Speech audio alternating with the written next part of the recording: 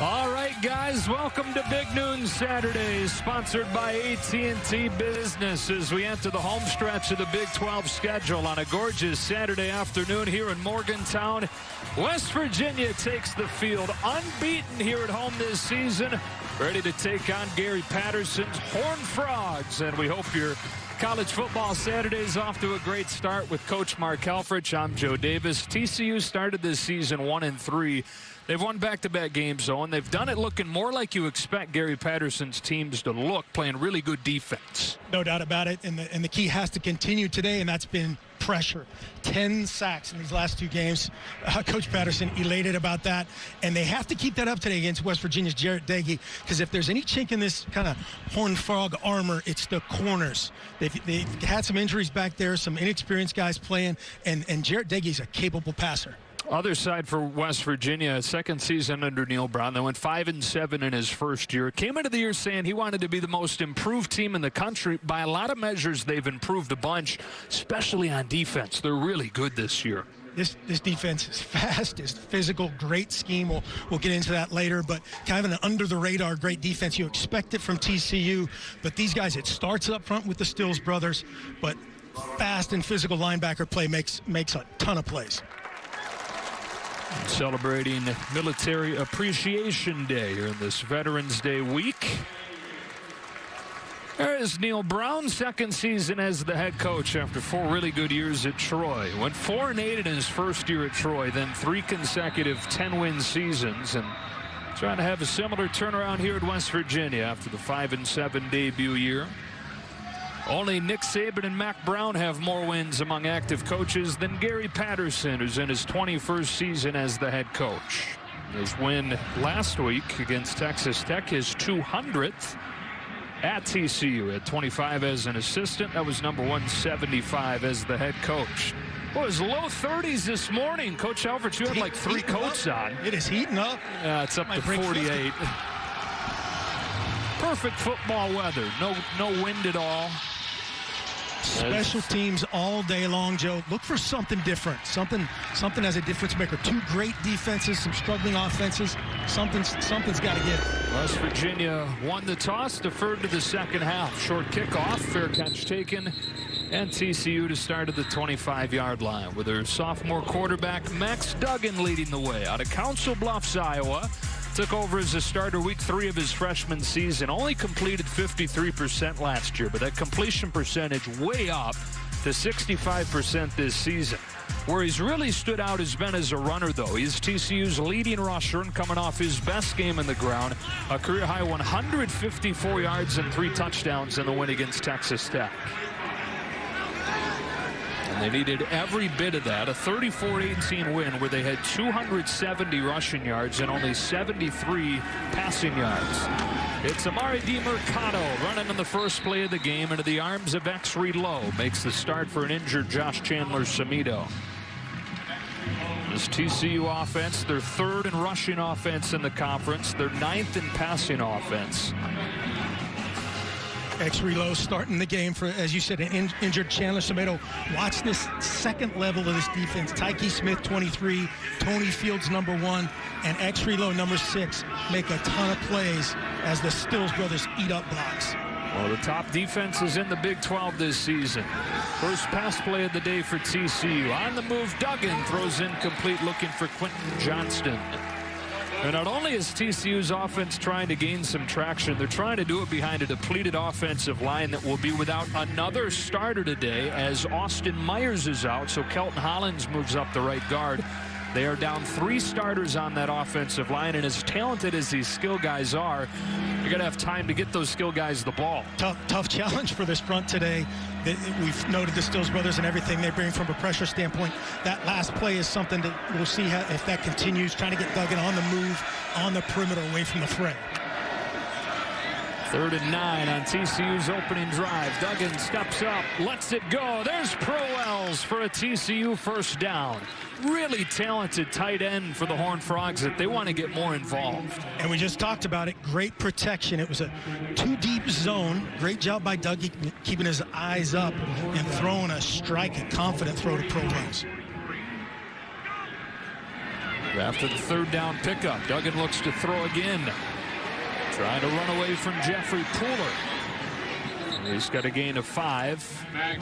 Pooler chased him out. You know, this defense for West Virginia we're talking about, it's been a huge turnaround. They were near the bottom of the Big 12 in many categories last season. One of the nation's best this year. The front with the Stills brothers and Jeffrey Pooler. They brought back all 3 of those guys, and so no surprise they've been good.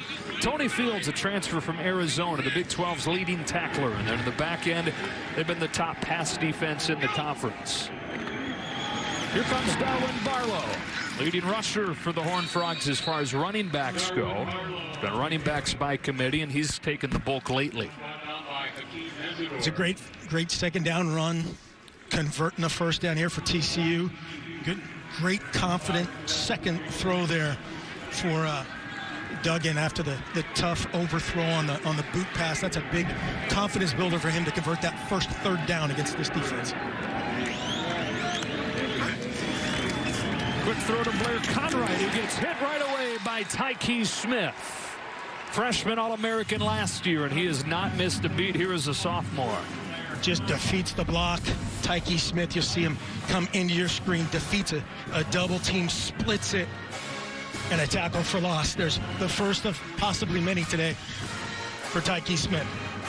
Dynamic player. Out of Philadelphia. Second down 11 for the Horned Frogs, and they empty it out.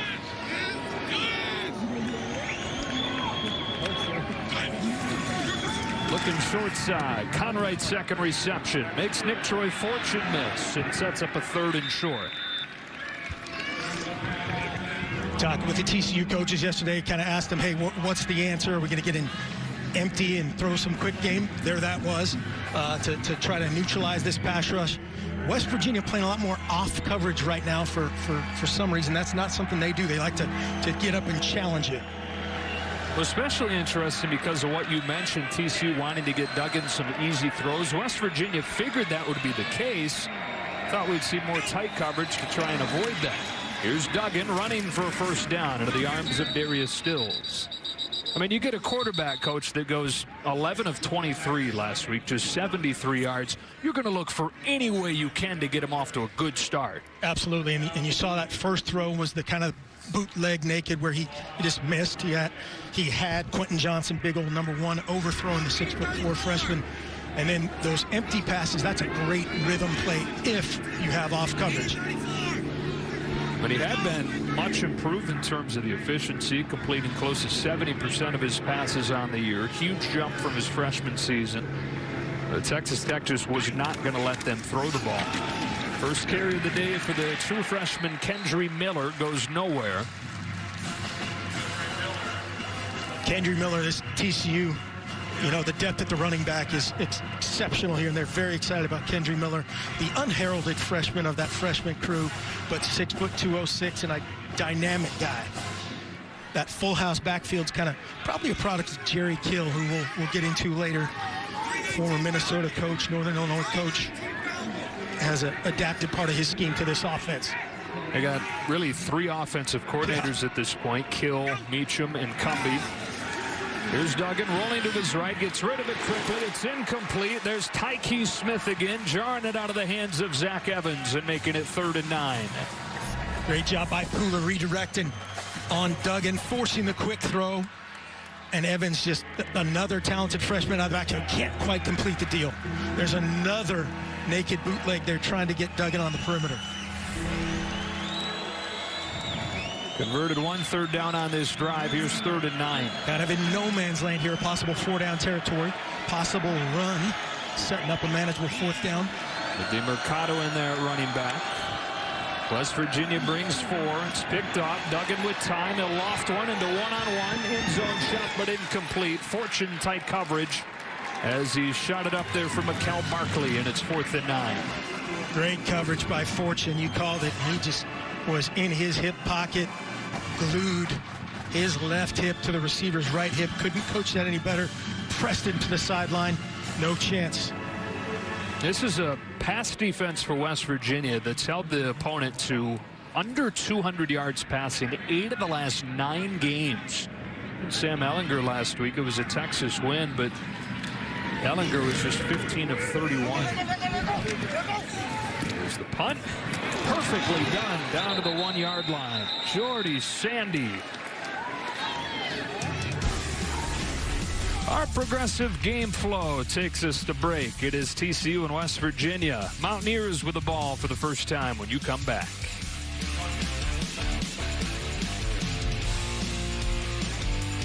Its own 1-yard line, where they'll begin their first drive of the game with their quarterback Jared Dagey. Hasn't thrown an interception the last 3 games. Letty Brown with the ball on the first touch of the day, which is noteworthy for West Virginia. Brown was banged up in the loss at Texas, didn't practice much this week. They were hopeful they would have him, and they're going to kind of see what they get as this game goes on. Yeah, you're fired up if you're a West Virginia fan, especially opening your first possession on the -1.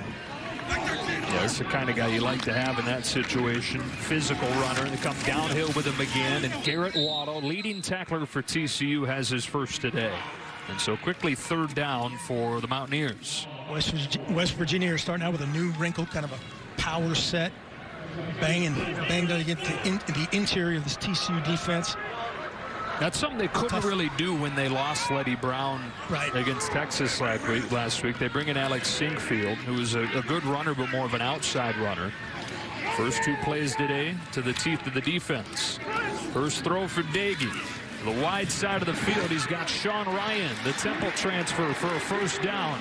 One of the many receivers who started to turn it on lately. Lost it at the end of the play, but he was marked down. Trayvon Merrick with the tackle. Yeah, extremely talented receiver group, deep, talented. We'll see this ball. It looked like he was down. It didn't matter. West Virginia recovered it anyway. No, that ball was out. Because he's on top of the defender. He's on top of the defender. You're right. So recovered by Ford Wheaton. Ford Wheaton should get a couple more yards there. But, again, that's a great, confident first 3rd down conversion. From a guy who's playing with a lot of confidence. Jared Dagey with 4 consecutive 300-yard games. He'll loft this one. Winston Wright. Incomplete. Underthrown with the Darius Washington coming back in coverage. This offense for West Virginia, like the defense, has made huge improvements from last year when they were dead last in the conference. Especially bad running the football last year. Out of 130 teams, there were 128th, but we're talking about Letty Brown. What a season he's having. Already more yards than he had last year. And a good shot at a 1,000-yard season for him. Expect a bevy of those first down shots, the downfield shots from West Virginia against this TCU defense. TJ Simmons on the jet sweep has a seam. There's a flag down as Simmons stays on his feet. Takes it into TCU territory, but likely coming back. The Winters ran him down after a 39-yard gain. Yeah, huge game. It's going to come back. The center judge was trying to blow it dead and couldn't get anybody's attention. Brandon Cruz, head referee today. Prior to the snap, there was not a play. False start. Offense number 54. 5-yard penalty. It's 2nd down. That's tough, man. You get that perimeter run going. The last thing you want is your left guard to jump early. Probably the least meaningful block on that play. Right. It didn't look like much. No, it didn't. He's actually, the way they're blocking that scheme, you can see him blocking to the right, so his block is a diversion. Sure, you put that one in the memory bank, though. How much room TJ Simmons was going to have. 2nd down, 15, first West Virginia drive of the day. Dagey looking wide side, throwing for Ford Wheaton, who makes a diving catch for a gain of 9. Merrigan coverage. It'll be 3rd down against this TCU defense. It's always a strength under Gary Patterson. Although middle of the pack in most categories this season, they've been much better lately. You touched on it. The pressure they've been getting the last 2 games, outstanding. Yeah, O'Shawn Mathis, just take a look at between 32 Mathis, 11 Coleman, and a bunch of other guys based on how it's schemed up from a Gary Patterson twist, games, pressures. Unbelievably talented front. Trying to cover up some deficiencies in the secondary right now because of injuries. On 3rd down, that's another confident throw and a first down to Simmons to the 40. Merrick with a tackle. They've run this combination several times. Watch a vertical, and then an out coming from the number 3 receiver as they count inside in 1, 2, 3. They've run that similar scheme 3 times now. That seems to be a play du jour against this TCU coverage. All kinds of pre-snap movement. Brown comes into the backfield. First down from the 40. It is Letty Brown.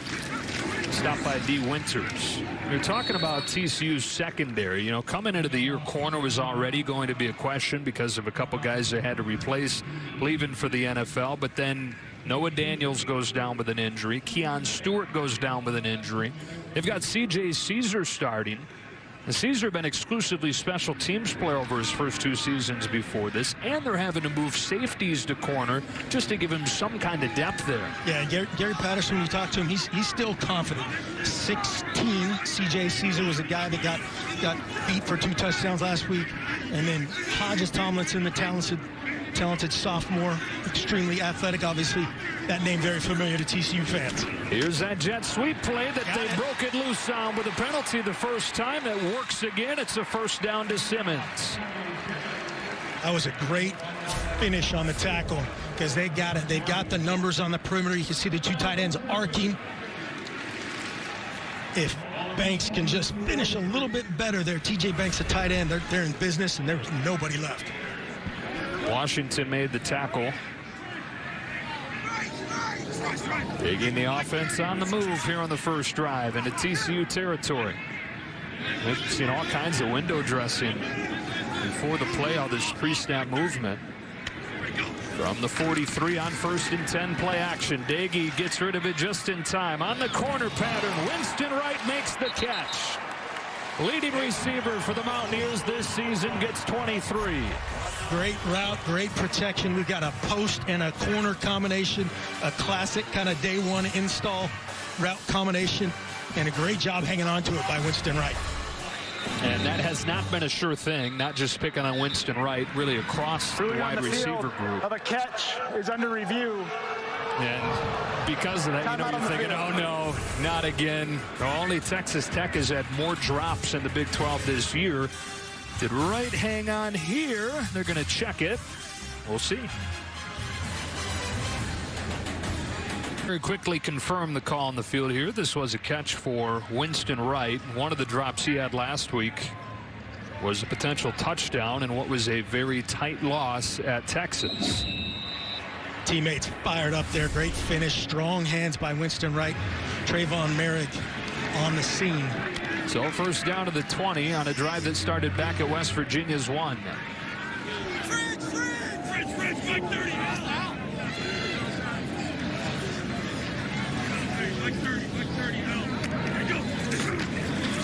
Play action. Near to the flats.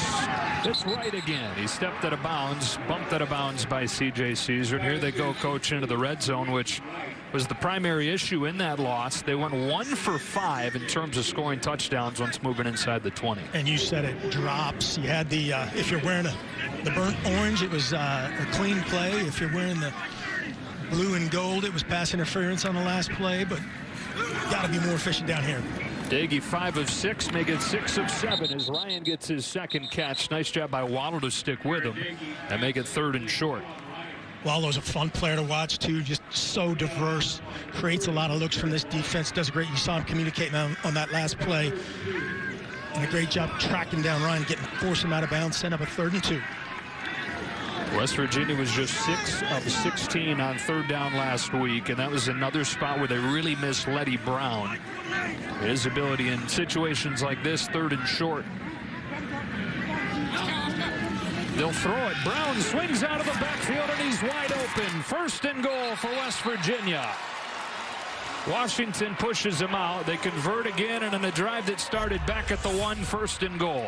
We talked to Gary Patterson yesterday, asked him, Coach, last year, Letty Brown. He goes, yeah, we got to do a better job with him. The first time they're in the red zone, they need to play 3rd and 2. Swing Letty Brown out of the backfield. Great catch. Clearly steps out of bounds there at about the 1.5. Athletic, versatile guy, Letty Brown. Handed to him here. He gets tripped up by Adarius Washington, who's been everywhere so far for TCU, and it's 2nd and goal. And along with those red zone ills from last week, it'll be interesting here. Neil Brown, kind of an air raid background. If you don't know much about him, played at Kentucky, obviously coached at Troy, coached at Texas Tech for a long time. He wants to send a message with his team, I think, and pound the ball in, is what it felt like in talking to him this week. They ran for a season-low 43 yards against Texas last week. They've got Brown back, tried to go over the top, hardly got anything, and it's 3rd and goal. So trying to send a message, but TCU's front standing tall. Yeah, a lot of pounds in between those tackles on that last play. There's some really good defensive line that Texas has that West Virginia was really impressed with, but TCU not slouches up front either. Not at all. Not at all.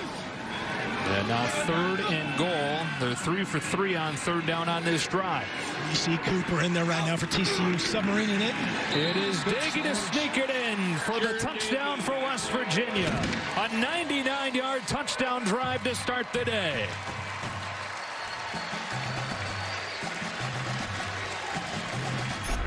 This great job by Daggy and everybody. Watch the submarine tech here by the defense technique. They go below the waist of the offensive lineman. Daggy goes over the top, and a great surge. And if you're Neil Brown, you couldn't have drawn that up any better. Start it on the 1 and run it in the end zone.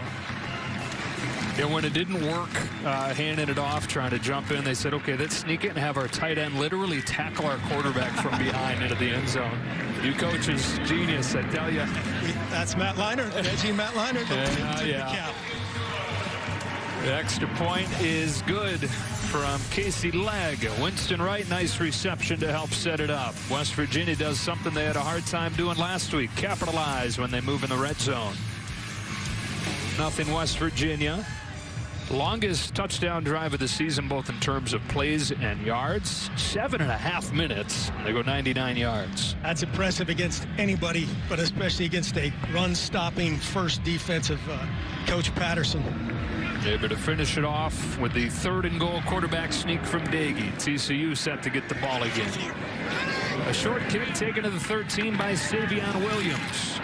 Oh, look out, reaching for that ball as a West Virginia coverage team. Williams hangs on to it, and the Horned Frogs will start at the 28-yard line. Second drive of the day for Max Duggan and the TCU offense after this break.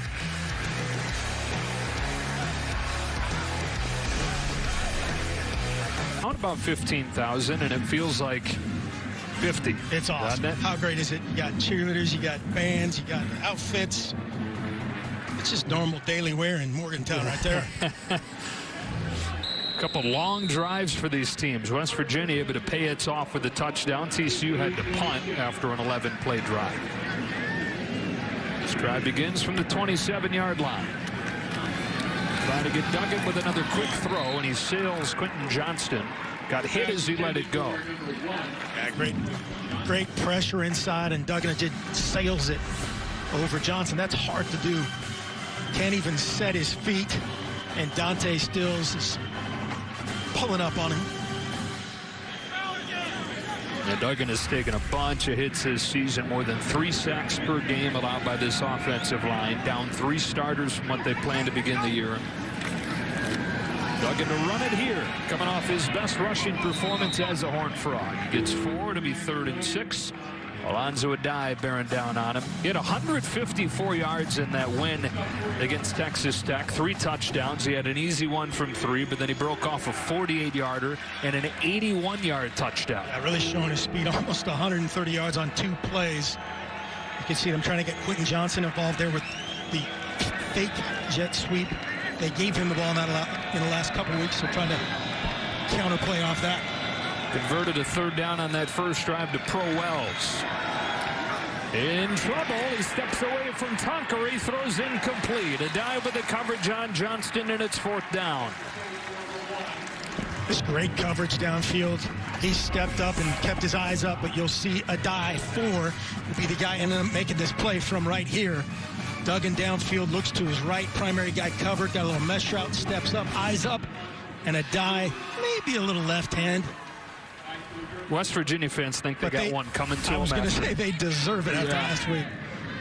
Watch the long snapper here. We got a first-time long snapper, Will Houston. They come after him and just drill the punter, Sandy. No question about that. Flags are flying everywhere.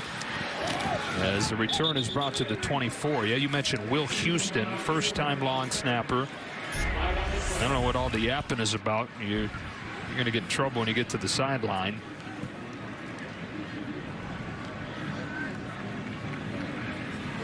Question is, will it be roughing or running into the kicker?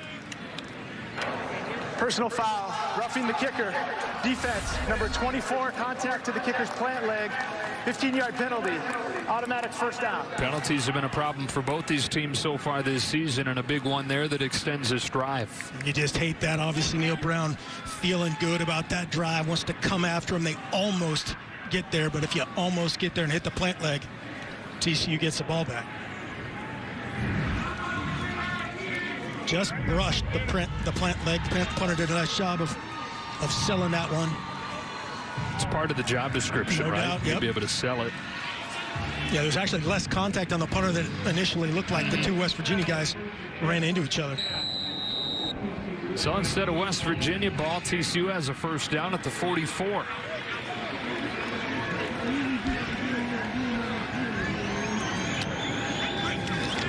Another quick throw. Here's Pro Wells. Not often you do a quick throw to a guy who's 6'4", 250, but he is pretty darn athletic. Moves really well for a guy of that size. This guy has a bright future. He's only a junior. He had shoulder issues, had a hamstring issue, but a big, thick, athletic guy with tremendous range. Quentin Johnston there doing a great job on the perimeter blocking for his tight end partner. Wells goes out. Second down and 8.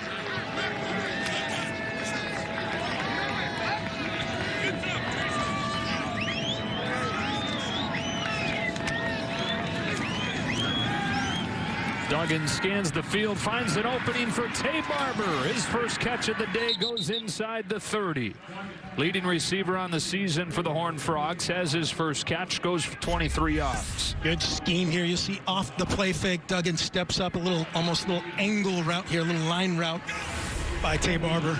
Quickly backing the ball off play action. Johnston with a strike from Duggan, first down to the 15. Getting a step on Drayshawn Miller.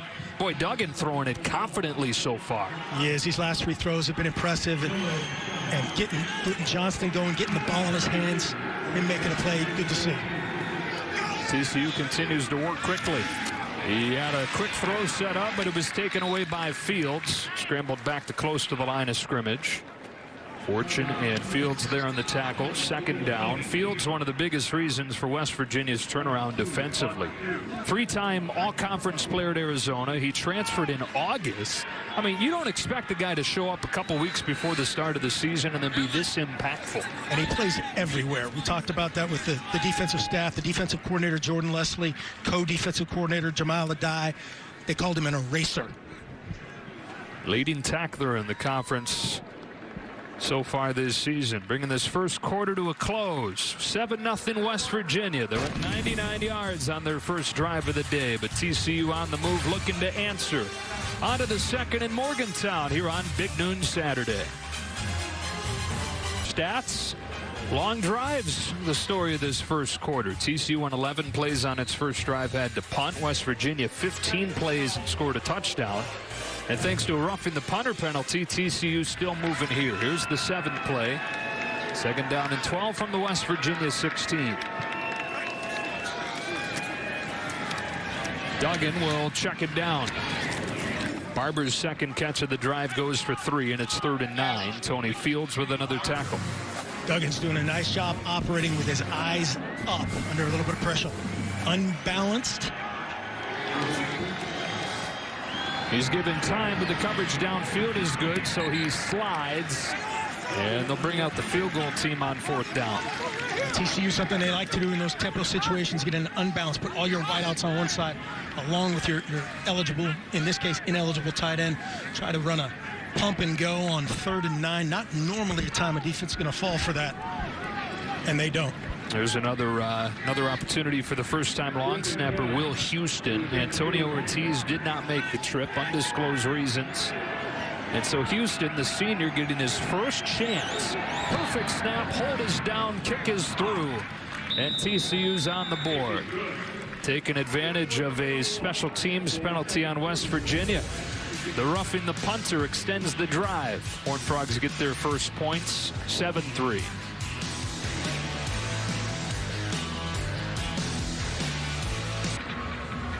7-3 game after the Griffin-Kell field goal. Back at Morgantown as we enter the final stretch of the Big 12 season. Final 3 games for these two teams. And a series tied 4-4 since they joined the Big 12 together in 2012. While the West Virginians won 3 of the last 4. Game last season down in Fort Worth. A game that was really defined by mistakes. Neither team cracked 300 yards of offense. There were 5 interceptions in that game. The offense is kind of having their way so far. Moving the ball with ease, at least through the middle part of the field. First few possessions. West Virginia ready to go back to work offensively, and Daggy was very efficient on that first drive. It's been a good season for him. More than 2,000 yards. He's top 10 in the country in yards. He's top 10 in completions. And playing with a lot of confidence right now. 35 of 50, 317 yards. That was his 4th consecutive 300-yard game at Texas last week. 7 of 8 on the first possession. Coming off of what the coaching staff says is probably his best week of practice in his couple years at West Virginia. Throw it on first down here. Twist up front, picked up. So time to scan the field, and then floated over the head of Sam James, who's covered by Travis Hodges-Tomlinson. Man, great protection right there by the West Virginia offensive line. Just nothing downfield. They had everything gloved. You see those late movements by West Virginia. What they're trying to do is Gary Patterson loves to see the defense, or see the offense, see the formation, see the alignment. He's up the top of your screen right here, taking a look, signaling to the defense. There he is right there. And then this late move, he'll try to counterpunch that, but a lot of times defensive coaches, they're scared to do that late. Letty Brown, room off the left side. He breaks into the clear. Letty Brown across midfield. Longest play of the day for the Mountaineers as Letty Brown romps for 30. Great scheme right here. You'll see the pullers come here and Letty Brown bounce it there to the boundary. What they're trying to do is attack the perimeter there, and that same side footwork, the quarterback and the running back are on the same side of the point of attack of a run. That allows it, or that causes that defense to suck in, and Letty does a great job of bouncing it. Ran for a season-low 47 yards, battling that injury at Texas last week. He's already got 41 today, and West Virginia's got a first down at the TCU 45. Brown takes the fake this time. Diggy has all day and then dumps it off. Sam James straight ahead across the 30, first down. Took Bradford with the tackle after a gain of 17. They'll come back to this look. They'll talk to him. My man Wright, Winston Wright, was wide open right here. Did a great job on his little stick post move and is uncovered. Good job of checking it down if you don't see it, but they'll come back to that. Check down for 17. James cutting it up quickly. First carry of the day for Alex Sinkfield. Good vision to sneak his way through for a gain of 6. Great vision, kind of a powerful slasher for the size of back he is. There's a flag down here.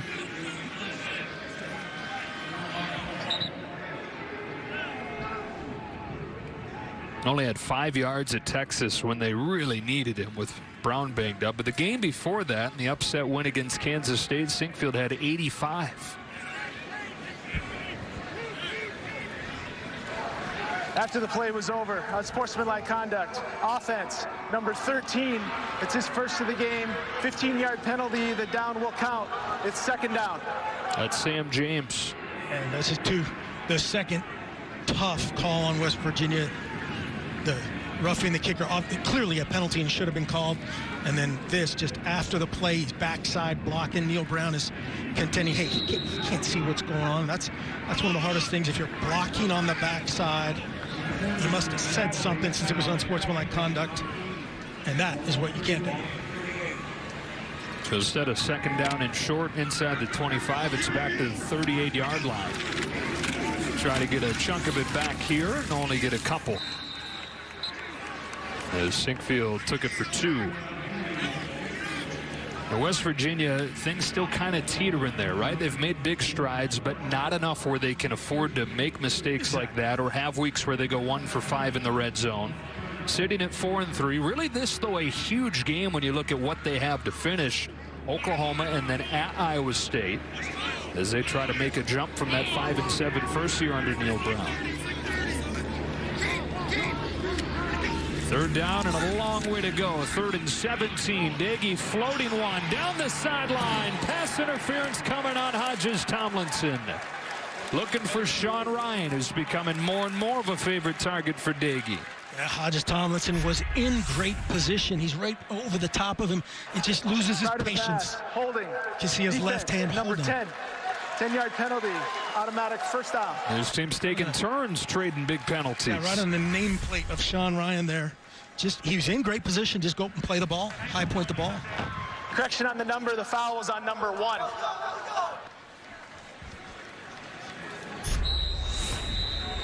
There's too much here. The back that doesn't allow Sean Ryan to jump and make any play. That's what the flag is. Merritt was in good position as well.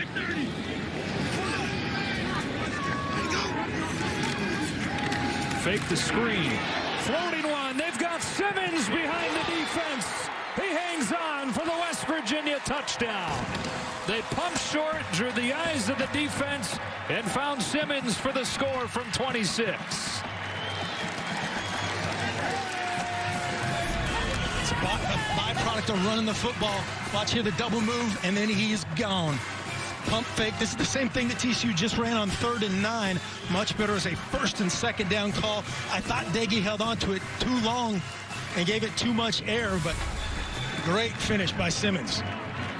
5th-year senior out of Birmingham, Alabama. The former Crimson Tide receiver transferred up here a few years ago. He's got his first touchdown of the year.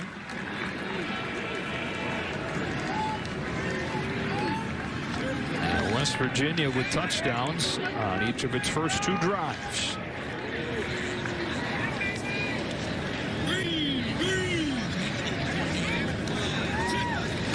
Extra point from Casey Ladd. Doege finds Simmons, pumped it short, threw it long. Simmons goes up to get it, and it's 14-3 Mountaineers. West Virginia's got it clicking offensively so far. Touchdowns on both drives. Doege finds Simmons from 26 yards. Yeah, this great scheme built off an RPO that they run a ton. This aggressive TCU defense triggers just over the top of Hodges Tomlinson. Darius Washington was on the scene as well. Again, that guy was wide open for a long time. And yeah, you're cringing a little bit if you're the coach watching that, aren't you? Holding your breath. Kickoff into the end zone and a touchback. College football triple header today, continuing after this one with USC trying to build off that comeback win. They take on Arizona, then the Ducks go into Pullman to take on Washington State. What do you think? I mean, it's never easy going into the Palouse to play for your old Oregon Ducks. Into Pawtucket, it'll be beautiful this time of year, probably. It's always beautiful in the Palouse. Oregon a legitimate playoff candidate? Oh, no question. I think they're set up to run the table in the North. SC probably their biggest challenge in the South will be save the date. We'll meet up in the Pac-12 championship. Here's a trick play to begin this drive with an end around to Quentin Johnston. And how about Nick Troy Fortune waiting home to drop him at the line of scrimmage? Great vision. You said it. Nick Troy Fortune staying home, fighting through the block, trying to get a trick play. You'll see Nick Troy Fortune on your left side here, number 11. Fight through the block of the big guy. TCU scored a touchdown on a bit of a similar scheme last week, bringing Johnston on the end around. Nothing doing here. 2nd and 10.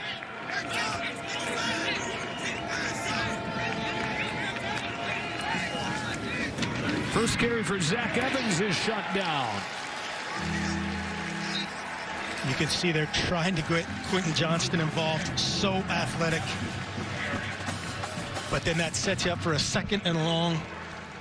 And now a 3rd and long. And Akeem Messidor, who's joined that veteran defensive line as a true freshman, and he's making his case for freshman of the year in the conference, leading the team with 4 sacks this year, and he's got a tackle for loss there. Empty. West Virginia rushed 4 last time. We'll see if they do it again. That's what they're showing. And that's what they bring. They give Duggan time. Again, coverage downfield is tight. Nowhere to go with the ball. And it's 4th down as Fields got to him. Just a coverage sack again. Nothing open downfield. Just a little working man rush here. You get a little bit of a TE on one side. Duggan steps up. That again, there's just nothing downfield. Fields on the scene. Great eyes on the quarterback. He knows he's a run threat. Gets him on the ground. Sandy to punt it.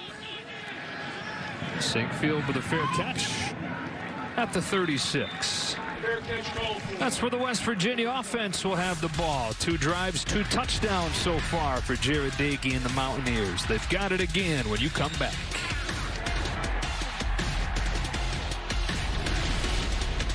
Big 12 team that is still unbeaten at home this season, and it's West Virginia. 0-3 on the road after the loss at Texas last week, but 4-0.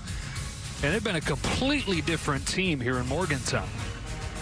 How do you not play well in Morgantown? I'm with you. I'm with you, man. I mean, it's our first trip here. We've heard stories about how great this place is, and even with just 15,000 people here, still a wonderful game day atmosphere. 2 drives, 2 touchdowns for West Virginia. Dagey gets under center, hands it off to Simmons. 3rd time they've gone to this play. This time TCU was ready as Ardarius Washington came up to tackle him, but yet to get up.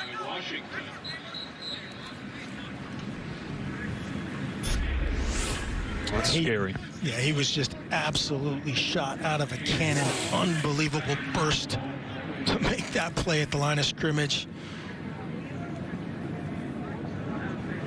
Take a break.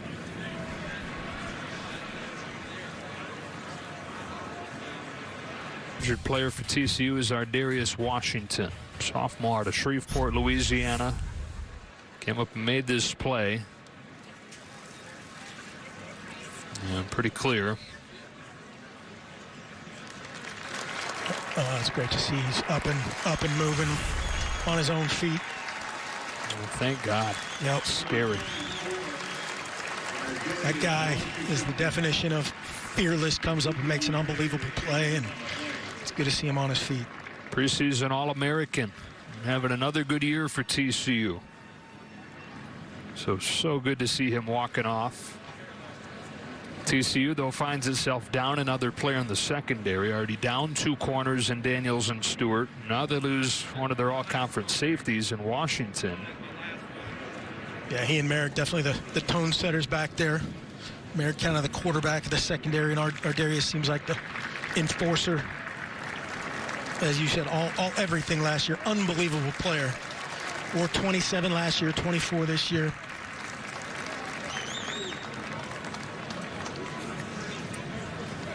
That's the worst part of the game, and great to see him up. He's replaced by Josh Foster as they dig even a little bit deeper into this depleted secondary. We've got Nook Bradford in the game as well, 28 there in white. 2nd down for West Virginia. They'll bubble it out. Winston Wright. Trayvon Merritt, one of those safeties we're talking about, who is a potential 1st-round draft pick. Has him for a short gain. It's just such a great job stepping up there. That's so hard to do. This bubble screen thrown out here in the middle of wide open space. There's a ton of green grass. Watch Winston Wright give him a little shimmy. Great job coming to balance there by Trayvon Merritt. Key tackle set up at 3rd and 11 plus. That's that short gain. Actually lost a yard. This is a big defensive possession for TCU in this game. It is, and it starts out with one of your leaders getting dinged. It's great to see Merrick answer, kind of lead the charge. 3rd down and 11. They rush only 3, so Dagey's got all day. Delivers, and it's broken up by Hodges Tomlinson. Oh, my. That hit him right on the 1. It's interesting to watch Hodges. They're moving Hodges Tomlinson. It's Caesar to both sides. He plays this great. This one's got to be going the other way. Oh, boy. Ooh.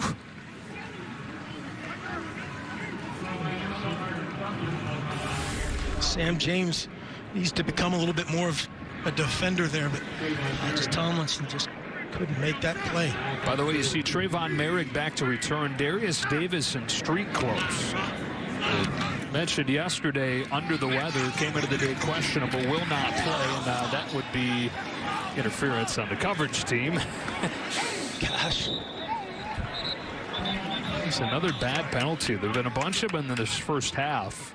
A couple of them on West Virginia on special teams. Yeah, you got them relatively pinned, start at the 25, and just makes it that much easier on the 40. Interference, kicking team number 14, 15-yard penalty. It's first down, TCU. No doubt about it. Just got to have an awareness here of what's the punt returner doing, when's the ball arriving. Very rarely do you send that first guy kind of across the bow of the returner. That's usually not his job. It's about as clear as you're going to find it. And so while that was a big defensive possession for TCU, this becomes a big offensive possession. They've moved the ball, but only 3 points to show for it. Yeah, I like the scheme. Both of these offenses have schemed each other well. One just making more plays in the passing game. We'll see if TCU can uncork something. The surprise so far to me is TCU has protected relatively well. There's not been anything there. Nobody open downfield. Handed off to Tay Barber, trying to get something along the edges of the defense, and they do, with Fields making the tackle. TCU this season, Coach, when they run for 200 or more yards, is 3-0. When they fail to reach 200 yards, they're 0-3.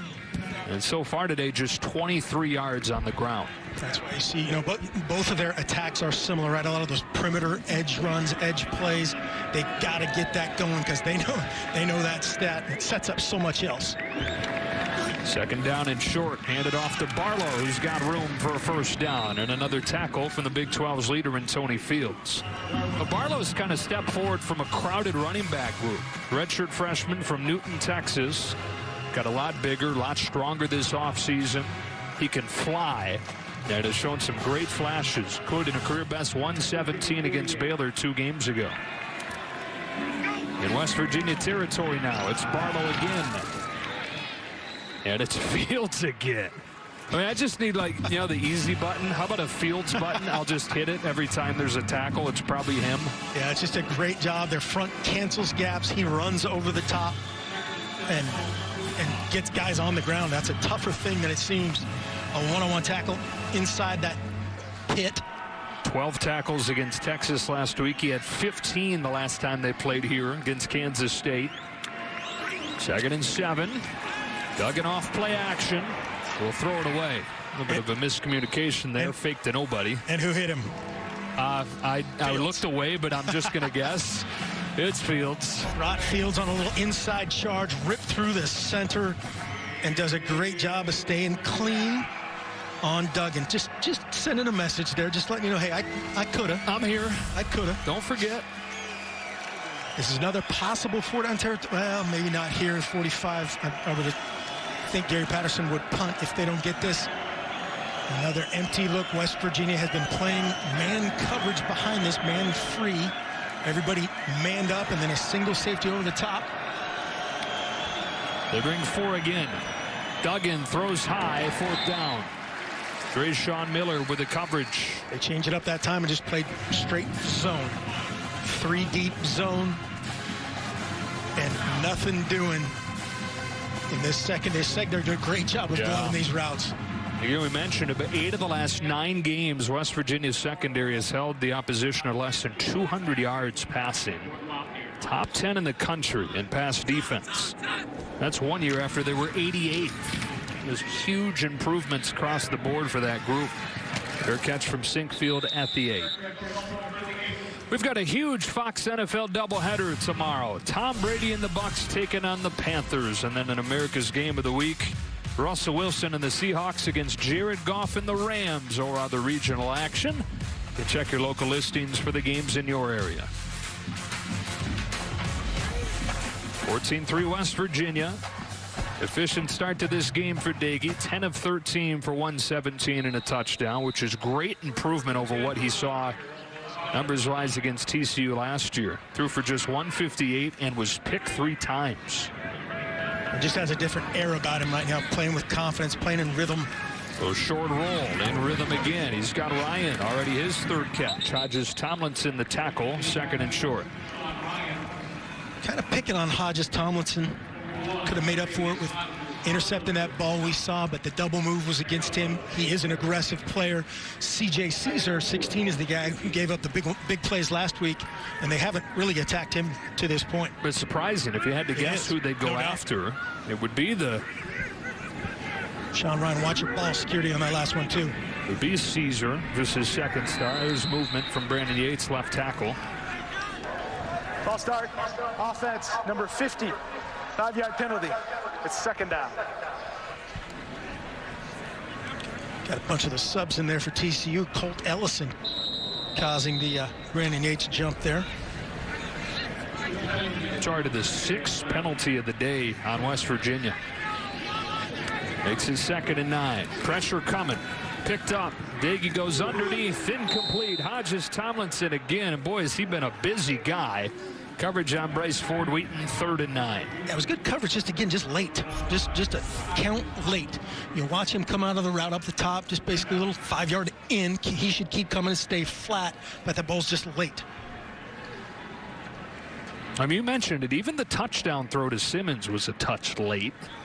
A late recovery from TCU, and he got away with it. 11 of 15 now, 3rd and 9. Brown comes into the backfield. TCU brings 4 on a draw play. Brown steps out of a tackle, a first down and more. On 3rd and 9, Letty Brown runs to the 29-yard line and a gain of 19. Showing a deep zone action. A great answer for that is a draw play. They're expecting pass right in the situation, the down and distance. Letty Brown, great job with his vertical vision. Merrick, another great, strong tackle to prevent a home run. It's another big play allowed by this TCU defense, which normally Gary Patterson's defenses don't allow. An alarmingly high rate this year. Fresh shutdowns from the 28. Brown again. With patient running to let that hole develop and get 5. That feels like a 10-yard run against this defense and the history of West Virginia's rush game the last 2 years. But this fan base and that team to rip off a nice 5-yard gainer in that formation is big for them. 73 yards a game last year rushing for West Virginia. That was 128th nationally. They've doubled that this season. Completely different in the wins versus the losses, by the way. More than 200 a game in the wins, below 100 in the losses. Nothing doing here as Nook Bradford brings him down, and it'll be 3rd down again. Waller was there as well. 3rd and about 5. Great scheme there, getting the nickel in this situation. Nook Bradford playing the nickel, kind of the adjuster linebacker position, and brought him off the edge because Gary Patterson wasn't happy with that 5-yard gash on 1st down. 3rd and officially 4. Closing minutes of this very quick-moving first half. Gary Patterson burns more calories a game than any coach in America, I swear. Possible quarterback draw. They like that out of this action. With 4 receivers to the top side, and they will use their first timeout of the half. 4:07 left to go in a 14-3 game. The improvement of the running game, already 200 yards more than they had all last season. Yeah, that's amazing. Neil Brown had the great quote that made the rounds here. We have to run the ball. And 200 more yards in 5 less games is a great start. We'll see if they go to it here or if they throw on 3rd and 4. A little bit different look. Trips to the left instead of 4 receivers. Pressure coming. Ryan's got it, and they beat it. Big first half for Sean Ryan, getting the reception for a gain of 5 against Josh Foster. It's a little slant here against Foster, working against him. Both receivers jumped there. I'm surprised they didn't call that. But one of the receivers up top and Sean Ryan both jumped. But a great job of getting the necessary yardage. And good job hauling in by Sean Ryan. West Virginia 1 week after going 6 for 16 on 3rd down, 6 for 7. Brown gets run down from behind by D. Winters. And some scuffling after the play. Oh, my goodness, that's got to draw a penalty, doesn't it? C.J. Caesar just from behind took Sean Ryan down, but no flags. Yeah, Sean Ryan working his tail off on the backside of the run. This is what the personal foul was earlier, the unsportsmanlike conduct. He was just finishing until he heard the whistle. I think he needs to get his hearing checked because the whistle happened a long time ago. See, this is all fine, right? Okay. All right, good. Just wait for it, though. This part, wait for it. Wait for it. Isn't that a little excessive? That was the latest action, and that's the one he usually gets called. And that's what Neil Brown's talking to him now. Hey, man, you call that on us. I guess both guys guilty of being a little excessive there. So, no flags. 2:43 to go. Crowd continues to not like the lack of a call there. Let's check in with Rob Stone. With the USC Notre Dame conversation coming up on the State Farm halftime. Number 9, Miami having issues. Number 10, Indiana. They aren't. And we're going to look ahead to 20th ranked USC at Arizona. Coach, we'll see you guys in a couple of minutes. Did they say, okay, the guys with the checkers are going to sit over here. The guys with the solid colored jackets are going to sit over there. Go. Good-looking crew, man. It's a good-looking crew. Brady's got a new hair product he's rocking. I don't know if you noticed. Looks pretty good. Shockingly, I am not in the hair product business. That might surprise you, but yeah, so I don't know. Great move here by Gary Patterson. I was looking for these as an offensive guy. I would have attacked C.J. Caesar with a double move or something right there. He's out of the game right now. So one new corner in addition to Hodges Tomlinson. On 2nd and 9, and they look in that direction. Winston Wright close to a first down.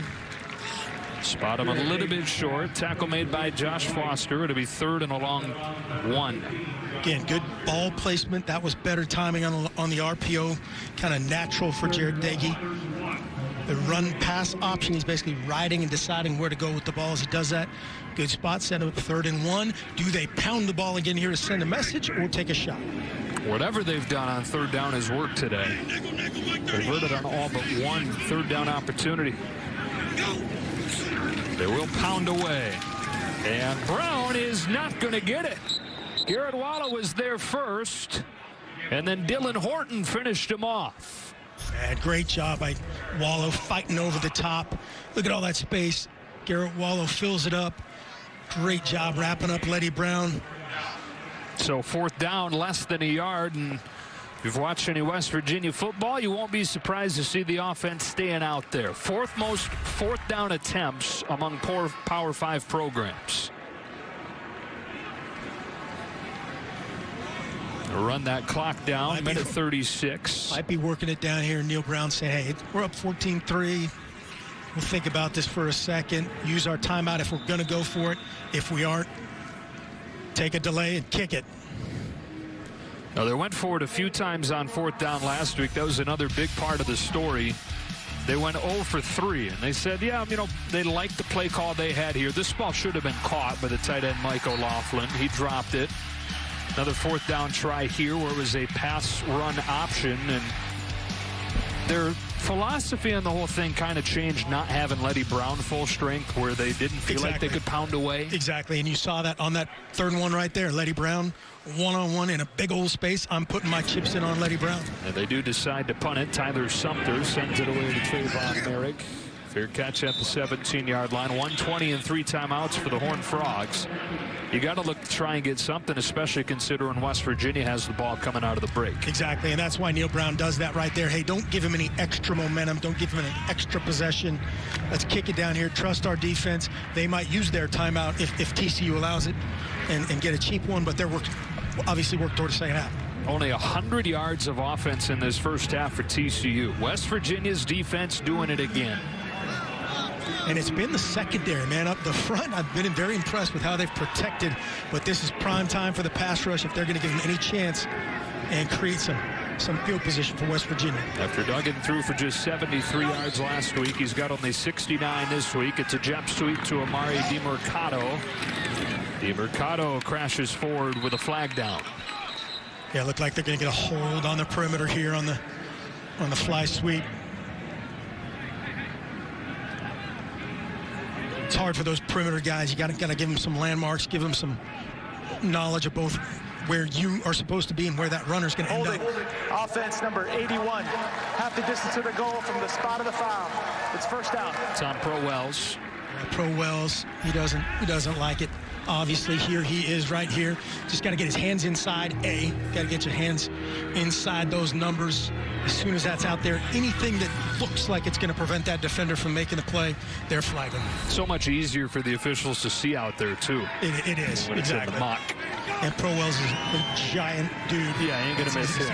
First and 17. It's a high throw for a crossing DeMercado, and a good tackle by Sean Mahone, who was their leading tackler last year. Not quite as productive in terms of tackles this year, but having another really good year. Nice job. This is an interesting situation there for Neil Brown.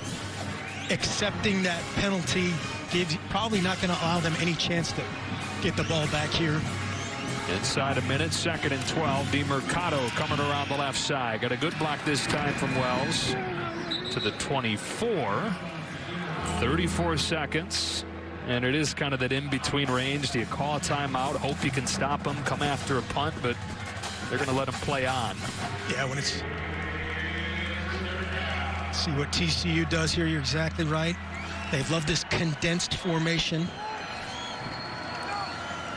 It's another sweet play. This time Tate Barber gets away from Fields, gets a first down, but only 8 seconds left in this half. Tyke Smith the tackle. Coming up in just a moment, Rob Stone and the guys will have the State Farm halftime show. And a little bit chippy first half, hadn't it?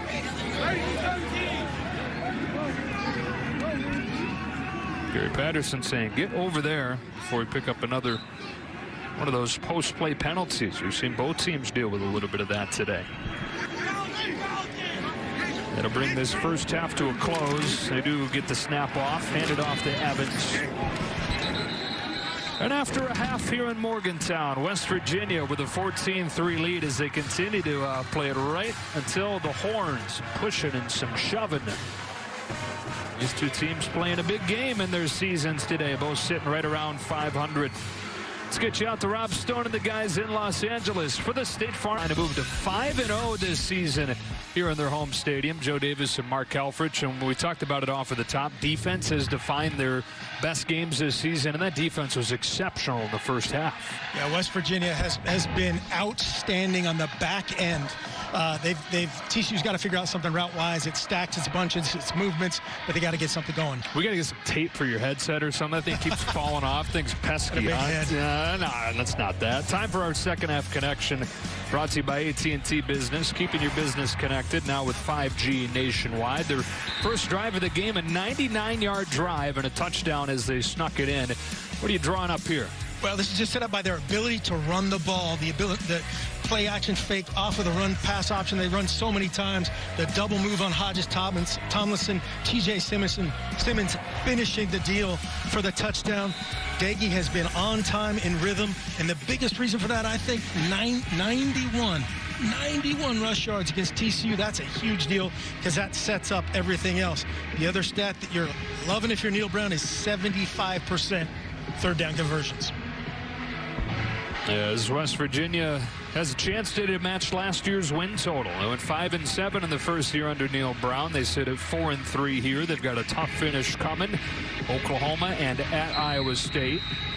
TCU will try to come from behind to get its third consecutive win after the 1-3 start. And West Virginia having some fun getting the ball to begin this second half.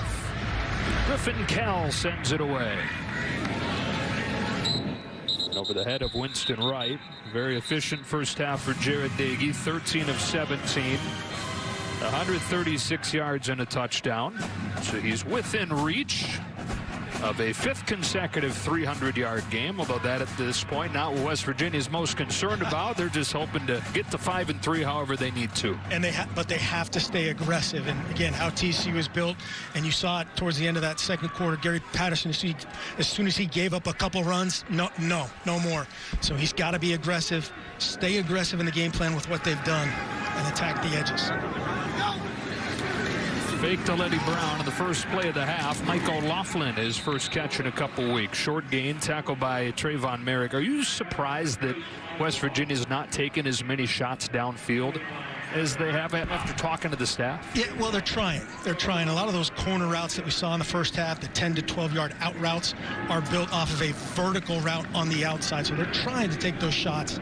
As again, as you see TCU line up, there's one-on-one coverage pretty much all day long against this defense. You just have to take your shots. And like you said, there's time of possession considerations here in the second half.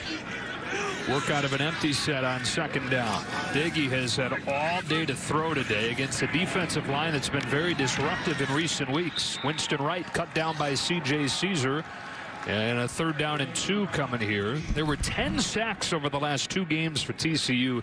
Diggy's hardly been touched. Yeah, I've been really impressed by their protection, and D. Winters did a great job rallying there. He had the route covered there initially, and as you said, he had long enough to, he basically ran 2 option routes. Yeah. He was waiting on him, and he broke free. You mentioned 3rd down being key. There was 6 for 8 on 3rd down in that first half. Bunch everybody tight into the formation. And hand it to Letty Brown. His first carry of the second half is a big one. There goes Letty Brown down the sideline into TCU territory. 33 yards, longest run of the day. He's got 99 total. You see the action come here. Letty Brown in the box. Couldn't beat that tackle last time. He does this time. And as you said, a huge opening run and a huge opening 3rd down for both teams for the second half. So to the TCU 33. Fake to Brown. Nagy off play action. This time gets moved off his spot by Cooper. Resets the feed and heaves for Ford Wheaton. Broken up by Hodges Tomlinson. 2nd and 10. Again, attacking Hodges Tomlinson, 6'3", 218 against 5'9", 177. It turns into a double move. It wasn't designed. He saw Diggy break contain, went for it all, and man, he'd like to have that one back. Good job battling by Hodges Tomlinson to get his right arm in there and make a difference. Hyphen on hyphen. Hyphen on. A lot of names. Yeah. A lot of names.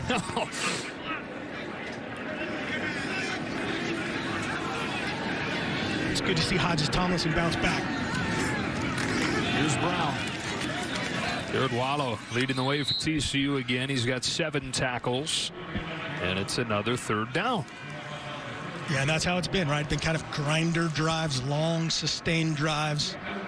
Those conventional, if you will, run plays against TCU not having a ton of success. Got to be a little creative here. It's 3rd and 8. Finally saw TCU get a little bit of pressure on the most recent pass play. See if they can dial something up here.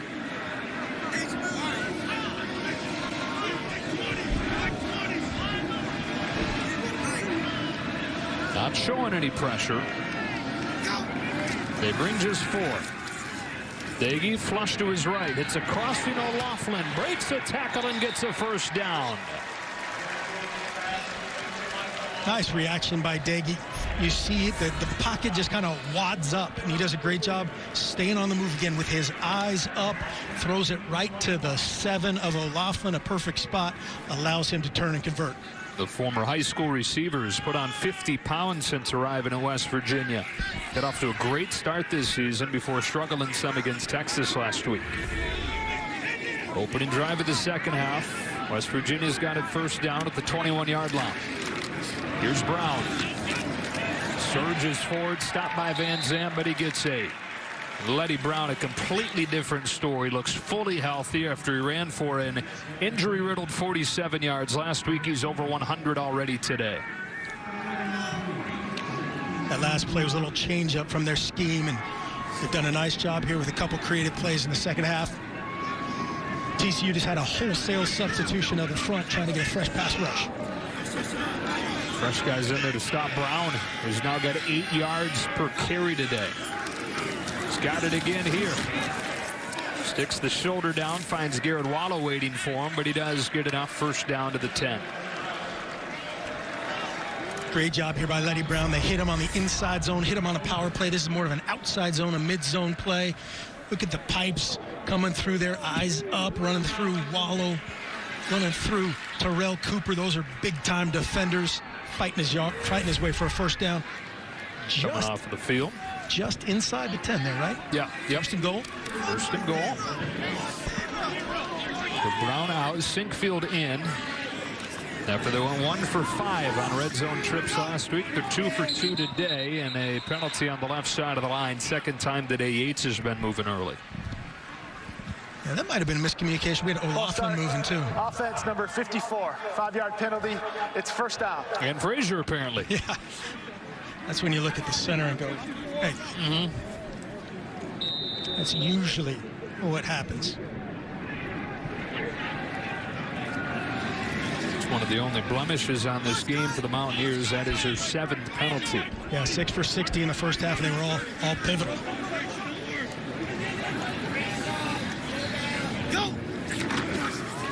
Sinkfield, met at the line of scrimmage by Terrell Cooper. He's having a really nice year. Junior out of Lindale, Texas. Despite some injuries they've had inside, he's been one of the standouts. Second and goal back at the 16. Yeah, you said it. He's been dinged up too, and just a tough dude. He's fun to watch him and Sony Misi eat up blockers, let Wallow and Winters run around. They do a great job of being unselfish in their pass rush games too, setting up Mathis and Kari Coleman. Second and goal from the 16. Diggy with a straight drop. Again, well protected. He steps up with good coverage. That is a coverage sack for TCU. Mathis got there with Workman, and it's third and goal at the 17. Line game inside. Again, pretty good initial protection. We'll see what Ford Wheaton has for Caesar. Nothing. Right side of it, 4 over 3. See 4 defenders over 3 receivers. Nothing. Good reaction by Diggy. The only thing he probably could have done better is throw through the goalpost. Said he lost a couple. And the penalty started a little trickle down here that has West Virginia in a tough spot. Third and goal back at the 17-yard line.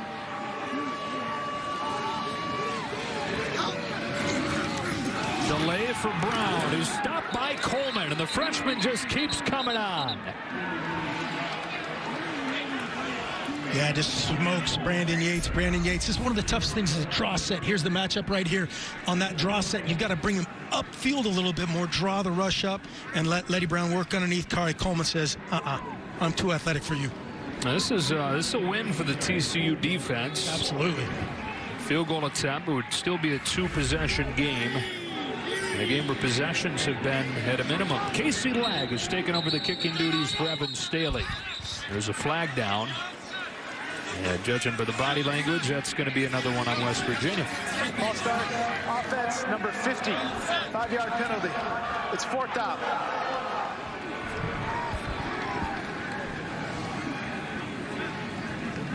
So for Legg, this will now be a 42-yarder.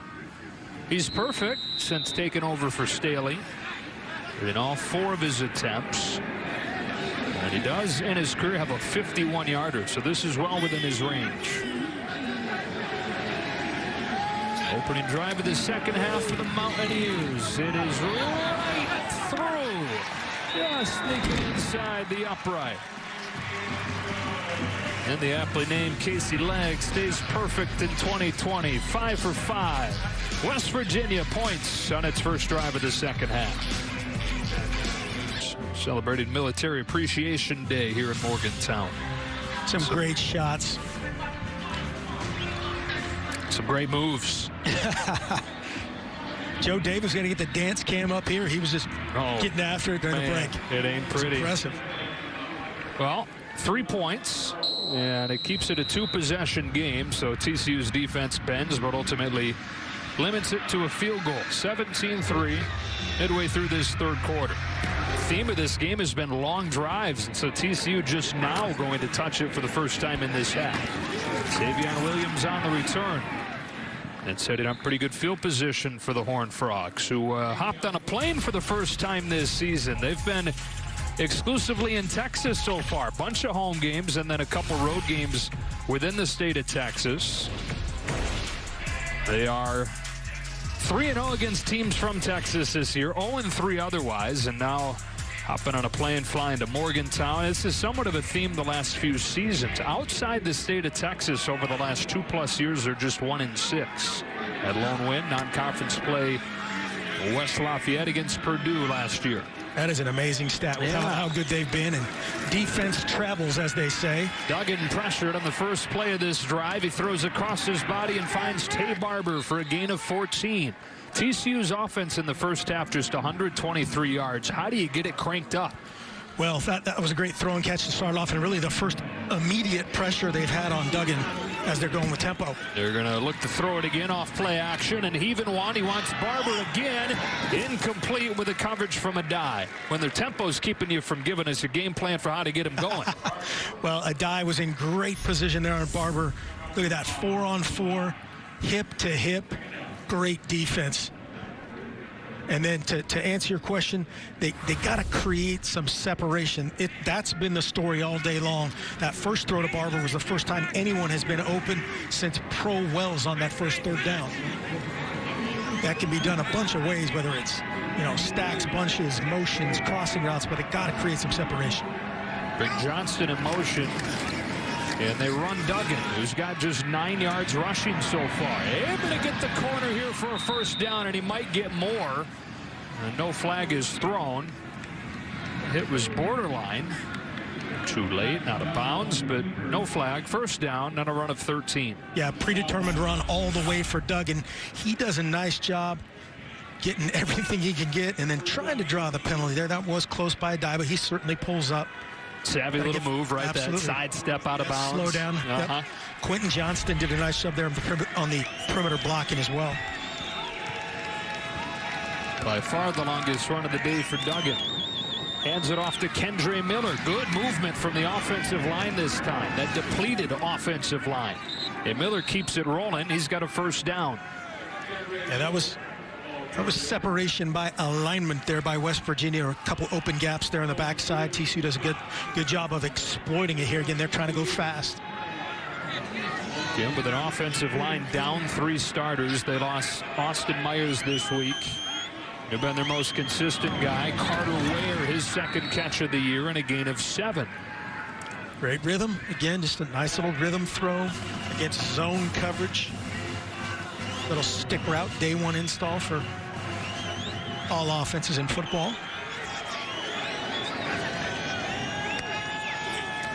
Kendre Miller, big hole again, first down. Kendre Miller still going to the 6. And the Horned Frogs have it 1st and goal. The most rhythm this offense has had all day. And it's coming off the run game, the inside zone run game. Does see a nice job of those guys getting to the second level on the linebacker. Carter Ware looking for somebody to block. Right back on the ball. Handed off to Miller again. This time he's shut down by Dante Stills. Closest guy to the ball says, hey, I've seen enough here. Let's set these guys back a little bit. Right over the center. Little separation, throw and go, and a great job getting Kendre Miller on the ground. Coming into the year, that is the group that everybody knew was going to be good from West Virginia, bringing back all 3 starters on the D-line. Stills with a stop there, so 2nd and goal for TCU. Unbalanced formation, all the receivers eligible up top. And they add one with Miller motion in there. He takes it in the swing and stumbles, losing 4. TCU likes to do this, and both these teams like to do this, motion out and create a quarterback draw or throw situation. They have numbers. He sees grass, and he is down. Tackled by the 14-yard line. That'll get you. Similar story for both these teams on opening drive of the second half. Move it inside the 10, and then they go backwards. Showing a 3-deep zone. You see that single safety in the middle of the field.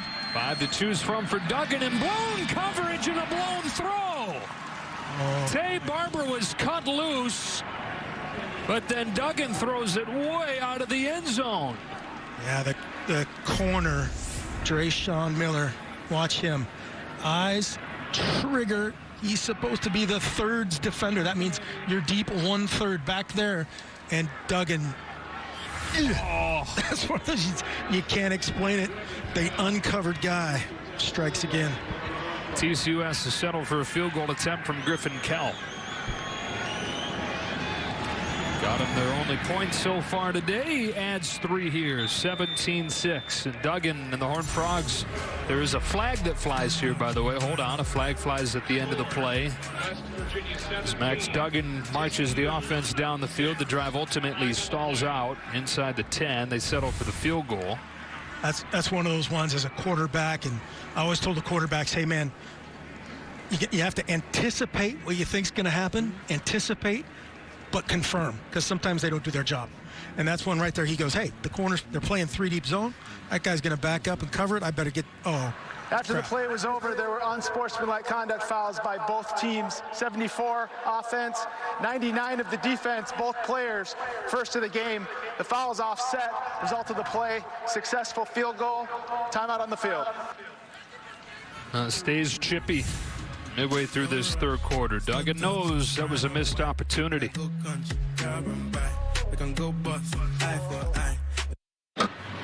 Want more stats? Just ask Siri, who leads college football in passing yards. 17-6 game. Any guesses, by the way? Who leads college football in passing yards? Joe Davis. I don't think that's right. Nope, I confirm. Check with the stats man Barry Allen. He is not leading college football in passing yards. But I bet Siri knows. Another long drive, but ends in a field goal and remains a 2-possession game. And that's the key. If you're TCU, you did give up a long foul ball, right? A long foul ball, but it's still a 2-score game.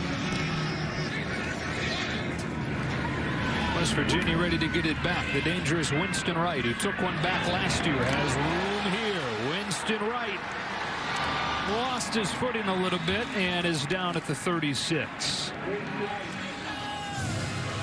Touchdown saving tackle on special teams for Josh Foster. One of the best returns of the year for the sophomore from Pooler, Georgia. West Virginia on offense after this. The official drink of Fansville. 25% capacity in here today. Perfect November football weather. It is so nice, yeah. I mean, it's what, 50, no wind. Another perfect day in Morgantown. 17-6 game, 4:41 left to go, third quarter. Pulled it out, whip it outside to Simmons, who broke a tackle and has a first down. Had a chance to be blown up for a loss, but instead 11 yards for TJ Simmons. Yeah, man, Coach Patterson's great setup. They brought Wallow off the edge, but TJ Simmons says, hey, Van Zandt, I'm going to break that tackle, run around my own guy, and a huge gain off of nothing. That's where you as a coach, right? Players, baby, players. Have him right in the right spot. Van Zandt can't bring him down, though. And Simmons, who's got a touchdown today, has 11 yards there. It's first down at the 49. Play action, and wide open out the back door, but he was looking in the other direction. He had TJ Banks running free, but got moved off his spot and never saw him.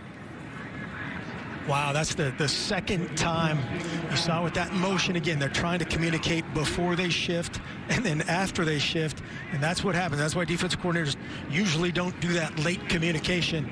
That's the second time they're uncovered.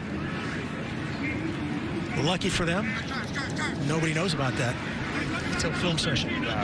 So you just told him. Second down from the 49. Here's Brown for 2, and it's 3rd and 8. C.J. Caesar off the edge. Coach Patterson's starting to heat things up. Every one of these plays in this drive thus far, they've brought somebody off the edge. That time it's the corner setting up a long 3rd down. Well, they hadn't really had to the last couple weeks, getting all the pressure with the front 4. No, and you can just see his reaction. Hey, we just gave up a chunk. I got to end that part of it and make Daggy beat me on the outside. 5 sacks each of the last 2 games, only 1 today. Play action on 3rd down, throwing down the sideline, and Caesar with really good coverage. You can watch this sophomore out of Monroe, Louisiana grow with each game. Yeah, back-to-back great plays. There's the one-on-one matchup with Ford Wheaton. Best on best right now as you look at it. Ford Wheaton want to save a little room to that sideline. And that's Gary Patterson's defense in a nutshell. You're not going to hit enough of those shots to beat me. Thus far, West Virginia's done enough. This is where TCU last week, 2 blocked punts, huge field position shifts, momentum plays. See if they can get something going here. 2 last week, 3 in the last 2 weeks combined. They set up a return here on a line drive punt from Sumter that takes a West Virginia bounce inside the 5 and down to the 1. Well, Masters weekend dropped it right by the hole, didn't he? I've seen both punters used for West Virginia this season. Sumter and McGee. Knockdown? Is that a stinger? What is that? Whatever it is, it's perfect.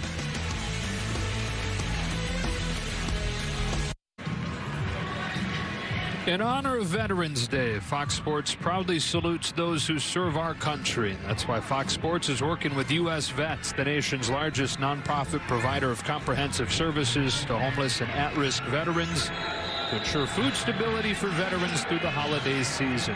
USVetsInc.org to learn more. TCU backed up at its own 1 after the Sumter punt. Duggan looks to throw. Wants it all. Launching down the sideline, incomplete. Pass interference coming on Miller.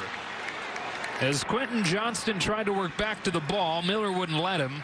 And there's the breathing room Gary Patterson's team was looking for. Yeah, it's smart to take a shot. Again, Drayshawn Miller in excellent position. Just come back with that left arm. Probably both hands in that position is too much. Pass interference, defense, number 5, 15-yard penalty, automatic first down. Quentin Johnston really got away with not selling that. You know, could have planted and come back and got it. Made it a little bit more obvious. Well, Coach, we saw West Virginia on its first drive of the day start in that same exact spot, same end of the field at the 1-yard line. 99 yards later, they had the first touchdown of the game. Can TCU do the same? Down 11 with a few minutes left here in the 3rd. Duggan to the outside, Johnston, too hot to handle. He had a couple of these last week that you could see him patting his chest saying, my bad, but they just haven't quite gotten the rhythm, those two. They had a hitch route that looked like they were kind of off communication-wise, and that was a good spot, maybe a sunball there that Johnston couldn't handle. Been a continuation of the struggles through the air from last week. Duggan 11 of 21, just 90 yards. Duggan keeps it this time and gets a couple. X-reload the tackle. 3rd down. Yeah, this feels like a huge play. You know, this is a must-score drive for TCU. You'd love to move the ball a little bit here to give yourself some room to not punt from the shadow of your own goalpost. But this is a tough ask against this defense. Just 3 for 9 on 3rd down today. 3rd and 7, TCU.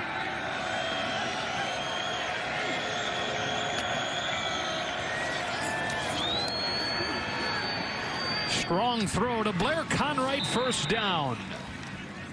Conwright's 3rd catch of the day, working against Nick Troy Fortune. Great spot, just a vertical stem pushing beyond the 1st down yardage by about 3 yards and then coming back down the line to make a play. Great throw by Max Duggan. Good time for On it. time and in rhythm.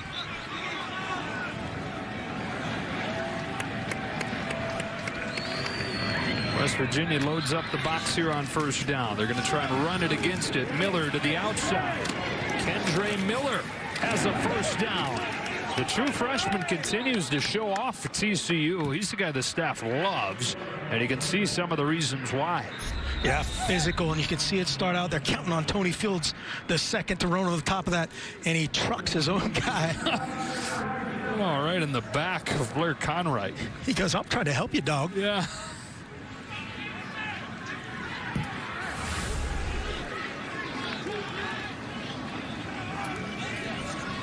Now, again, TCU has not won a game this season in which it ran for less than 200 yards. They did hardly anything running the ball in the 1st half, but close to 10 yards per carry since halftime. Already eclipsed it in 6 carries. 1st down from the 41.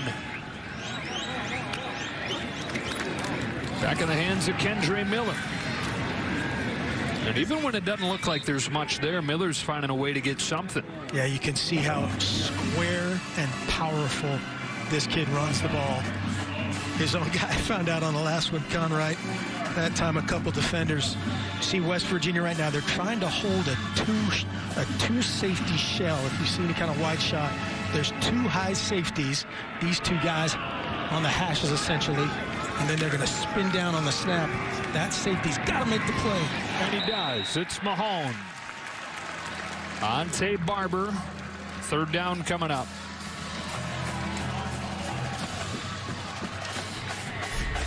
That's just so hard to do. Kendry Miller on the last couple broke through it. Full layout, heel clicker. Closing seconds of this third quarter. 3rd and 6 for TCU.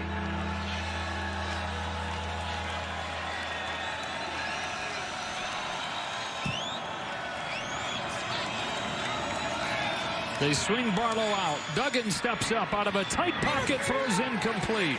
Savion Williams, the intended receiver, with the coverage for Miller, and it's 4th down.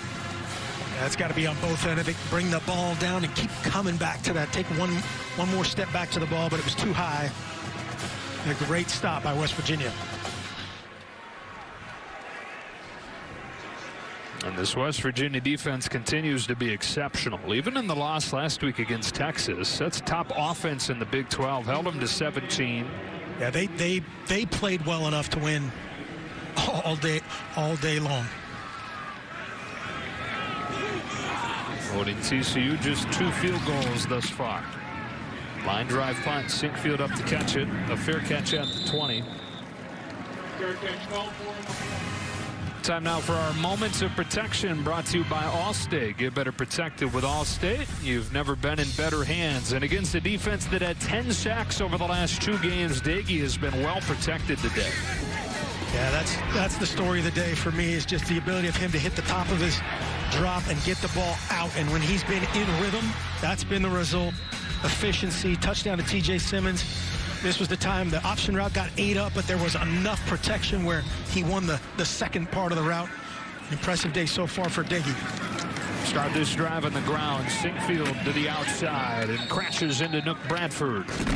To bring this third quarter to a close with West Virginia in front 17-6. A chance today to match last year's win total.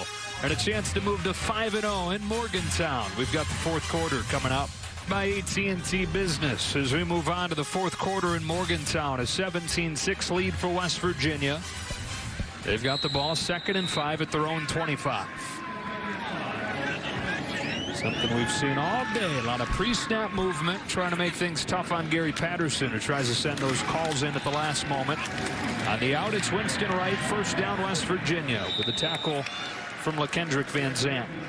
That's been the theme of the day from West Virginia. A vertical route on the outside, and then Wright Jr. on a flat route, a 5-yardish depth, a 10-yard out, or a corner route, and they've worn it out. Oh, it's starting to get to that point where you feel like TCU's desperate for a takeaway. Yeah, something has to happen here. Offensively, they're just not clicking today for whatever reason. You got to give West Virginia's defense a ton of credit, but it's got to be a takeaway, a special teams play, something explosive.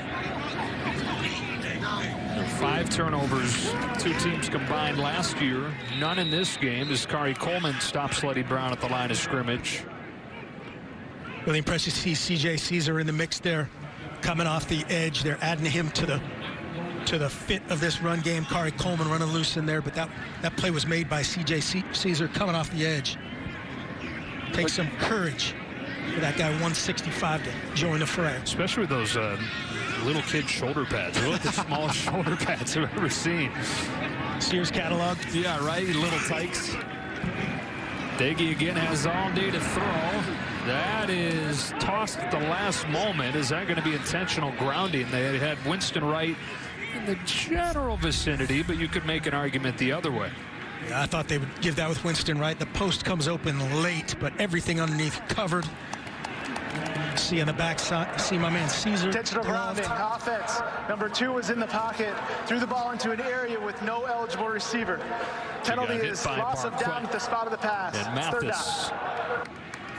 They do call the intentional grounding on Dagey and moves it way back. It is a loss of down as well. Third and let's see, about 20. Yeah, the spot of the throw.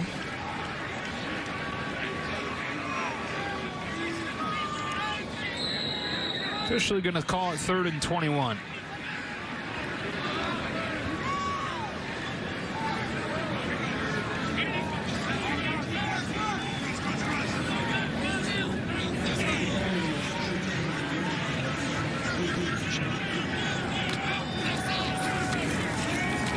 It's Brown.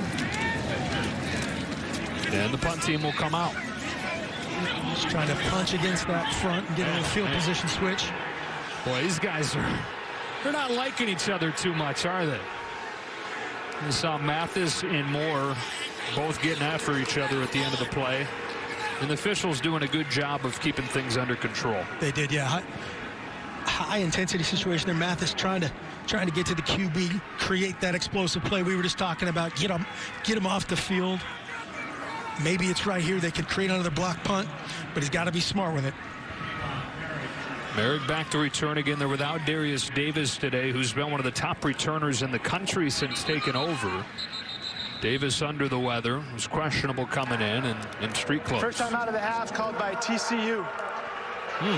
TCU having to use a timeout here. That is not where you want to take that when you're going to need those later down. Down by a couple scores, 13 left. College football tripleheader continues after our game with USC taking on Arizona, and then Oregon and Washington State at 7 Eastern, all right here on Fox and the Fox Sports app with the Pac-12 cranked up. How about the maneuvering to get a game scheduled on Sunday at the Rose Bowl? How about that, Cal? UCLA. Let's tee it up maybe Tuesday morning, whatever. Cal and Arizona State postponed because of COVID. Utah, UCLA, same thing. So, hey, Cal, UCLA, you guys free? Yeah, well, see you at the Rose Bowl. Let's do it. Remember all that film we watched? Forget it. We're playing the other shiny orange, gold helmets. Yeah, whatever, right? That's got to be matchup of two great coaches right there. Great dudes, Chip Kelly and Justin Wilcox. Great dudes, great coaches. I mean, that's pretty much how all of them are if they spend time in Eugene, right? That's right.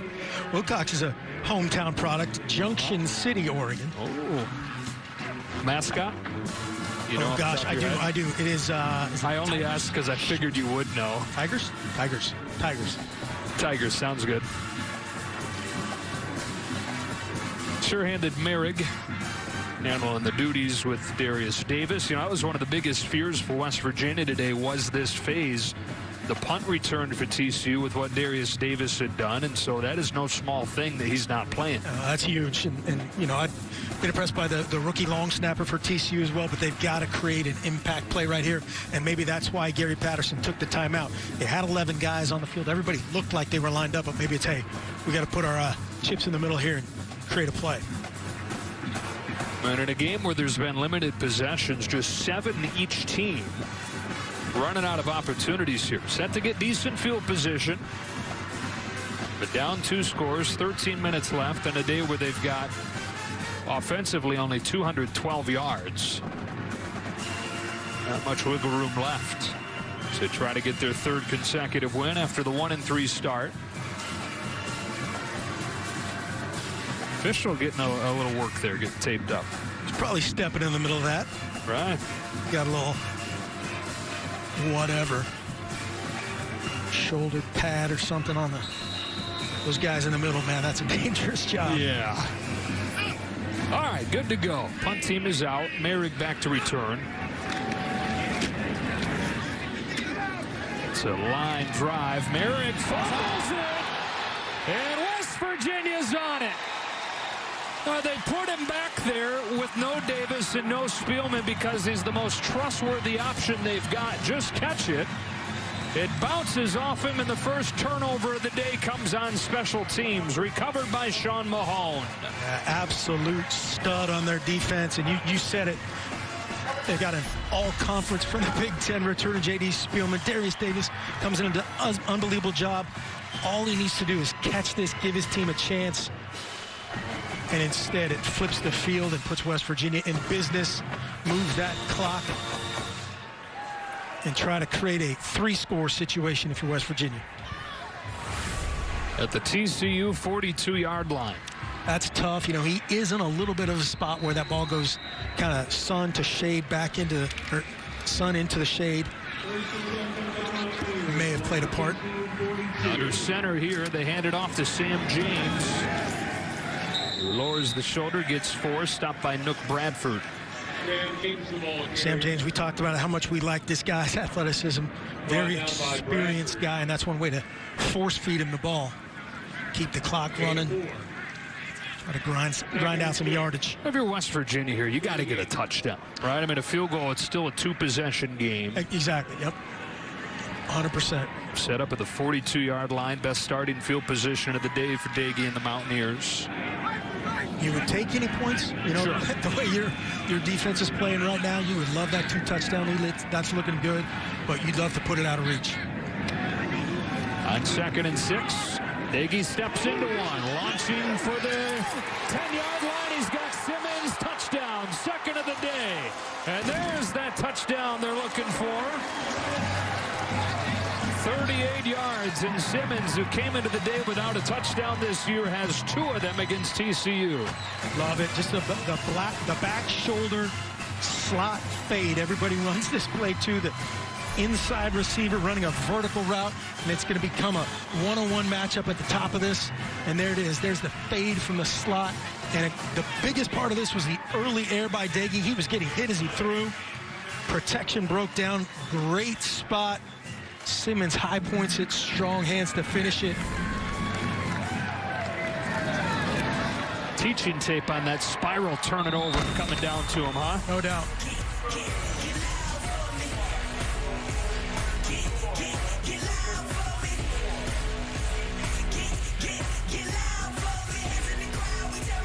Opened it up, taking advantage of the special teams turnover, 24-6. TJ Simmons with a 2-touchdown afternoon.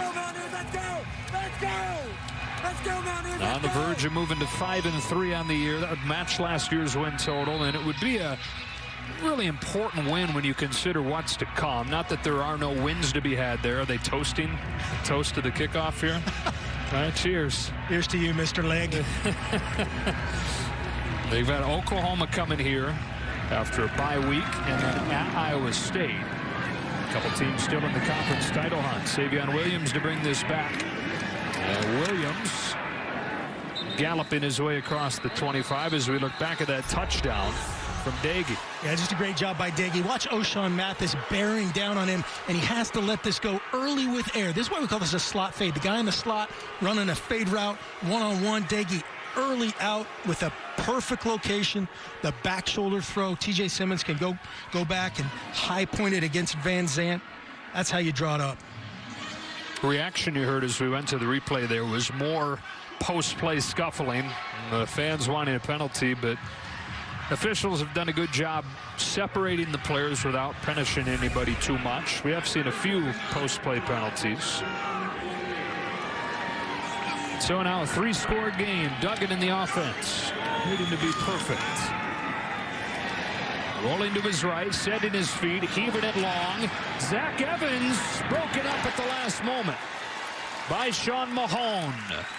Recover the fumble on special teams. The running back Evans was way out there, but Mahone breaks it up. Yeah, Mahone, they've loved how this guy's played, and that is great patience. The hardest thing is you're out there in the middle of the world right there, and it's hard to not chop early or hit him early and play in the high hands. As soon as Evans' hands come up, his hands come up, great play. I love to see that Zach Evans utilized in different locations too, not just running back. Top recruit TCU's ever had. Considered the top running back in the country coming out of high school, North Shore in Houston. He's got it here for a short gain. I mean, this guy was drawing comparisons to a high school version of Adrian Peterson coming out. Pump the brakes. Yeah. Pump the brakes a little bit on that one. He originally committed to Georgia. They released him from his letter of intent, and then it was a huge surprise that TCU wound up being the school. They'd never really even been in the picture. He had a few different top 5 lists or, 3 finalists. TCU was never one of them. And then he wound up in Fort Worth. Out of the game on 3rd down. Duggan steps away from Messidor initially, but Messidor holds on. His team-leading 5th sack of the year. Just too much of an ask, man. 3rd and 8 backed up. It really turns into a 3-man rush as the spy drops out to keep his eyes on Duggan. And as you said, just effort from Akeem Messidor. Tried to seal this baby with a sack. True freshman from Canada. What an addition he's been to an already very good defensive line.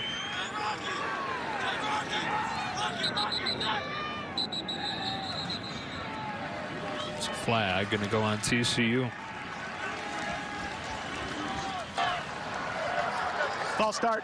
Offense number 17. 5-yard penalty. It's 4th down. So barring a huge rally over the final 10:30 here, TCU in danger of falling below 500 and having their issues away from home continue.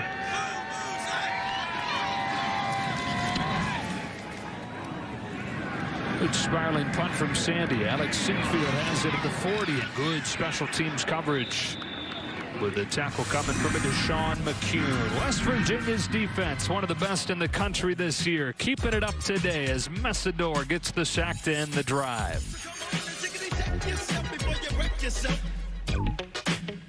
He's not entering the ring. 4-time heavyweight champion in West Virginia. The left guard starting as a true freshman for West Virginia. So go to Letty Brown on 1st down. And the real stuff, right? Yep. Frazier, so advanced. I mean, true freshman out of Fairmont. Not often you see a true freshman get a start at West Virginia, let alone along the offensive line. Yeah, this guy's legit. He's fun. He's athletic. He's tough. He's versatile. They talked about how many positions he could play. Part of that comes back to his mental acuity. Learned the game from his dad, who played at Fairmont State. Brown, huge roll off the left side. He steps out of a tackle and hits the sideline inside the 30. Somehow it's a little bit quietly been another big day for Letty Brown. Just a garden variety inside zone, split zone where that tight end's going backside. The back's trying to press it, and the opening comes to the bounce, which is the first thing and the rarest of all to happen. Doesn't it feel like, 151 yards, but it doesn't necessarily feel like that. Yeah, had a couple big chunkers, but yeah, it has been a blue-collar West Virginia day for Letty. 7.7 yards per carry. That's good. Yeah. The junior out of Philadelphia just keeps on getting better. He last year had 367 yards total. That led the team. He's getting close to 1,000 this year. He's got a couple more there, stopped by Garrett Wallow. And the coaches say that his emergence this huge season has corresponded with his emergence as their best practice player. Best practice player, best protector, attitude guy. It was a cool, vibe that those guys put off about his work habits. Even when he was down. It's questionable coming into the day with that left leg injury that he suffered on the first play against Texas last week, and it's hard for West Virginia fans not to sit there and wonder what might have been had they had Letty Brown in that game. Got it again here, going backwards. O'Shawn Mathis, the tackle for loss. Yeah, no doubt about it. The coaches too. Coaches this week, sure, they were lamenting that fact, but got to go with who's available, and they've done a tremendous job against an exceptional defense today. Been very efficient all day long. And the extra hard thing is that if that game goes the other way, West Virginia's still got a fighting chance at making an appearance in the Big 12 championship game. There are a lot of teams alive. Pretty much half the conference still alive for that. Brown again. Good surge from the O-line on 3rd and long, but needed a bunch and got about half of it. Van Zandt and McCune combining the tackle, 4th down. Yeah, just working the play clock and not taking a chance there on 3rd down to let that explosive play or create that explosive play for TCU. He'll work this all the way down and kick a field goal. Maybe take a timeout at the end of this. Neil Brown, you can still have all three. Going to operate your 15-second field goal here. Yeah, this felt like a must-win for either one of these teams to kind of make that next ratchet up out of the middle of the pack in this conference. Led from 40. Misses for the first time. No first miss of the season for the sophomore from Charleston, but Neil Brown's team well out in front. 24-6 over TCU. They try to swallow me whole, God be my witness. Final minutes of this one, all West Virginia, 24-6. TCU takes over after the missed field goal. Just over 200 yards of offense for the Horned Frogs today. Kendra Miller on first down with a gain of 5 or 6. And TCU has not won a game this season where they've not been dominant running the ball.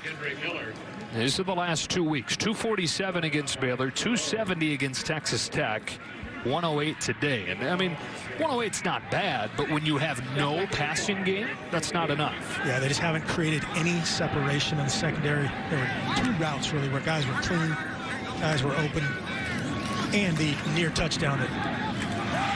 Crowell shot down, X3 low, fought through the block to drop it. And so they got 108 rushing. They have 101 passing. Yeah, this is the worst thing you want for this kind of makeshift offensive line right now, is to get into a drop back contest, and you see the draw play, the perimeter quick throw to your tight end. They're just, you know, it's hard to block these guys with a full slate of guys, let alone guys that are battling. I mean, even coming out of halftime at 14-3, that for this offense right now is a tall mountain to climb. They're not built to come from behind. They sprinkle in the turnover and pretty much spelled doom for TCU. Duggan in trouble, able to keep it alive, and broken coverage. Amari DiMercato behind the defense. A big play inside the 25. So the running back DiMercato tracked down by X3 low eventually after a 42-yard gain. Yeah, just great reaction here by Duggan. As you said, it kind of got engulfed there initially, stepped up, eyes downfield, and X3 low comes out of coverage and pays for it. Duggan finds DiMercato again, runs away from low, and then gets crunched by Fields, who's got 107 tackles today alone. I'm going to double check that's a record. But I think that's a record. That's conference right. And national. Eesh. Duggan took another shot on that, took it low. I think he was blocked into it. It wasn't a penalty situation. Inside 5 minutes now, 2nd and 6. DiMercato again. Messidor gets him from behind, but he gets a first down. 1st and goal for the Horned Frogs. Great pursuit by Messidor to get him on the ground. He was the only thing left between him and the end zone. For the ball up to the line of scrimmage, and apparently it wasn't a first down. They spotted him short, so sneaking it. They say bold strategy, Cotton. 1st and goal from the 10 and a quarterback sneak. Very nice. Yeah. Now go, TCU, go with some tempo here. 4-15, 3-score game. And it is now 1st and goal. Yep, it's that fine line between getting your best play and playing with tempo, knowing you got some downs here. They'll run it with DiMercato, and Amari DiMercato gets tripped up. Guess who did it? Tony Fields. 108? Is that what it is now? 108? Yes. Tony Fields from Vegas by way of the University of Arizona. That's what they count on him to do, is run sideline to sideline and make those ankle breaker plays in space. That is so hard. Just imagine you've got the most athletic guy on a lot of teams, the tailback, in space against your linebacker, and you've got to tackle him. Ball gets intercepted by Tyke Smith. If he can get by Duggan, it could be a house call. He does, but Duggan slows him enough to let everybody else rally, and that should wrap things up. 2nd pick of the season for Tyke Smith. And it returns it all the way to the 45-yard line. What a day for this West Virginia defense. Great defense. This is an RPO type of situation. And what they do is they punch out Tyke Smith right underneath the slant route behind him, and he does the rest. Great scheme and really hard execution by Tyke Smith. You're catching a fastball right in your face down on the goal line and makes the most of it, taking it back. That is the 10th interception of the season for West Virginia. Top 10 in the country. And top 10 in the country is something you can say about a lot of phases of this defense, which a year ago is near the bottom of the Big 12 in a lot of categories. You know, coming into the year, Neil Brown said, we want to be the most improved team in the country. Statistically, you can make an argument that they are. No doubt. I thought that was such a great realization by him. We had their opener, and that's where that comment came up. And that was just a big picture statement. He came out of the first game and suspended half the team, basically, either 8 or 9 guys that were suspended. Makes that statement of, hey, I'm building this, right? I built it at Troy. I've seen some of these other rebuilds and build jobs. We're going to do it the right way. And that's a bold, big picture statement. You have to have a lot of foresight to make that statement. Sinkfield gets a few. Third down coming up. We take a look at our Pacific Life game summary. Sponsored by Pacific Life, more than 150 years strong. Trust in your tomorrow. Really, it's been West Virginia the whole way. They had a 99-yard touchdown drive to open their offensive day. Another big day for Letty Brown. 158 yards on the ground for him. How about TJ Simmons? His first 2 touchdown catches of the year. And another efficient day for Dagey. 19 of 26. 212 yards, couple touchdowns, and for the 4th consecutive game, no interceptions. This one coming against a defense that picked him off 3 times last year. Sinkfield again on 3rd down. Not much there. D. Winters the tackle. Inside 2 minutes and 4th down. A good bounce back game for Letty Brown. You didn't know what you were going to get from him after he was injured last week and had only 47 yards, but 156, better than 6 yards a touch. Triple the output, and just as you brought it up, a workmanlike day, a quiet 6.5 per carry.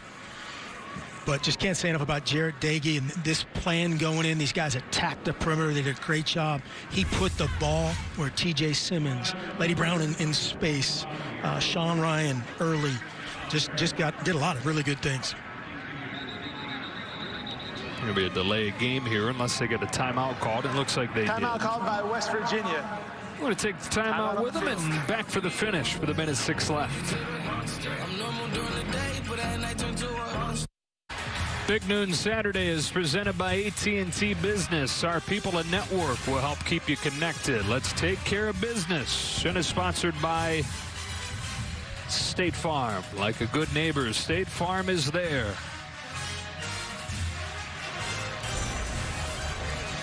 .24-6, final minute 6. Joe Davis and Mark Helfrich here in Morgantown, where West Virginia is about to move to 5-0 this year.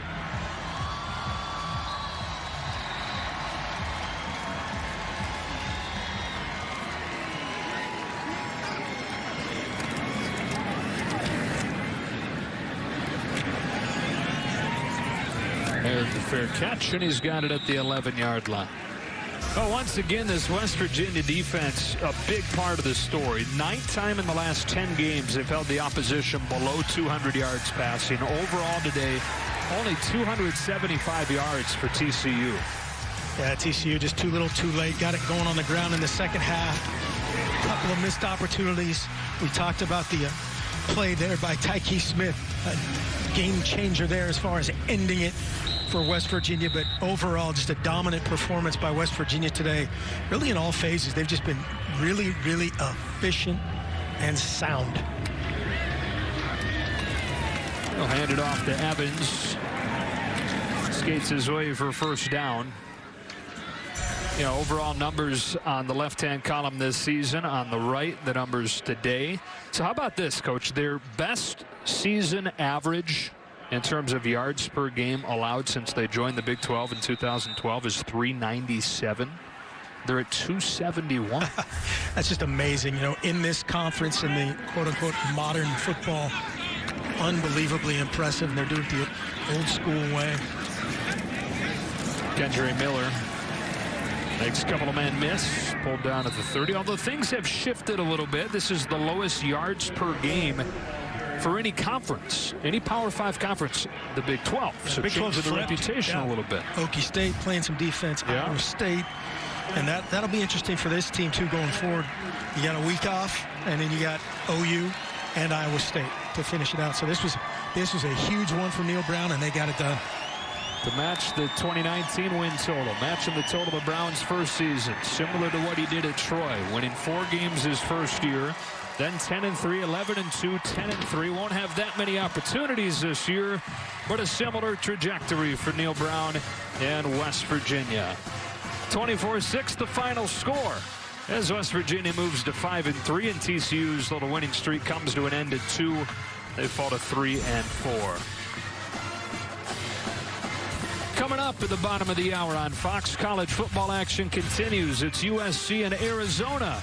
Studios got you on the other side of these messages.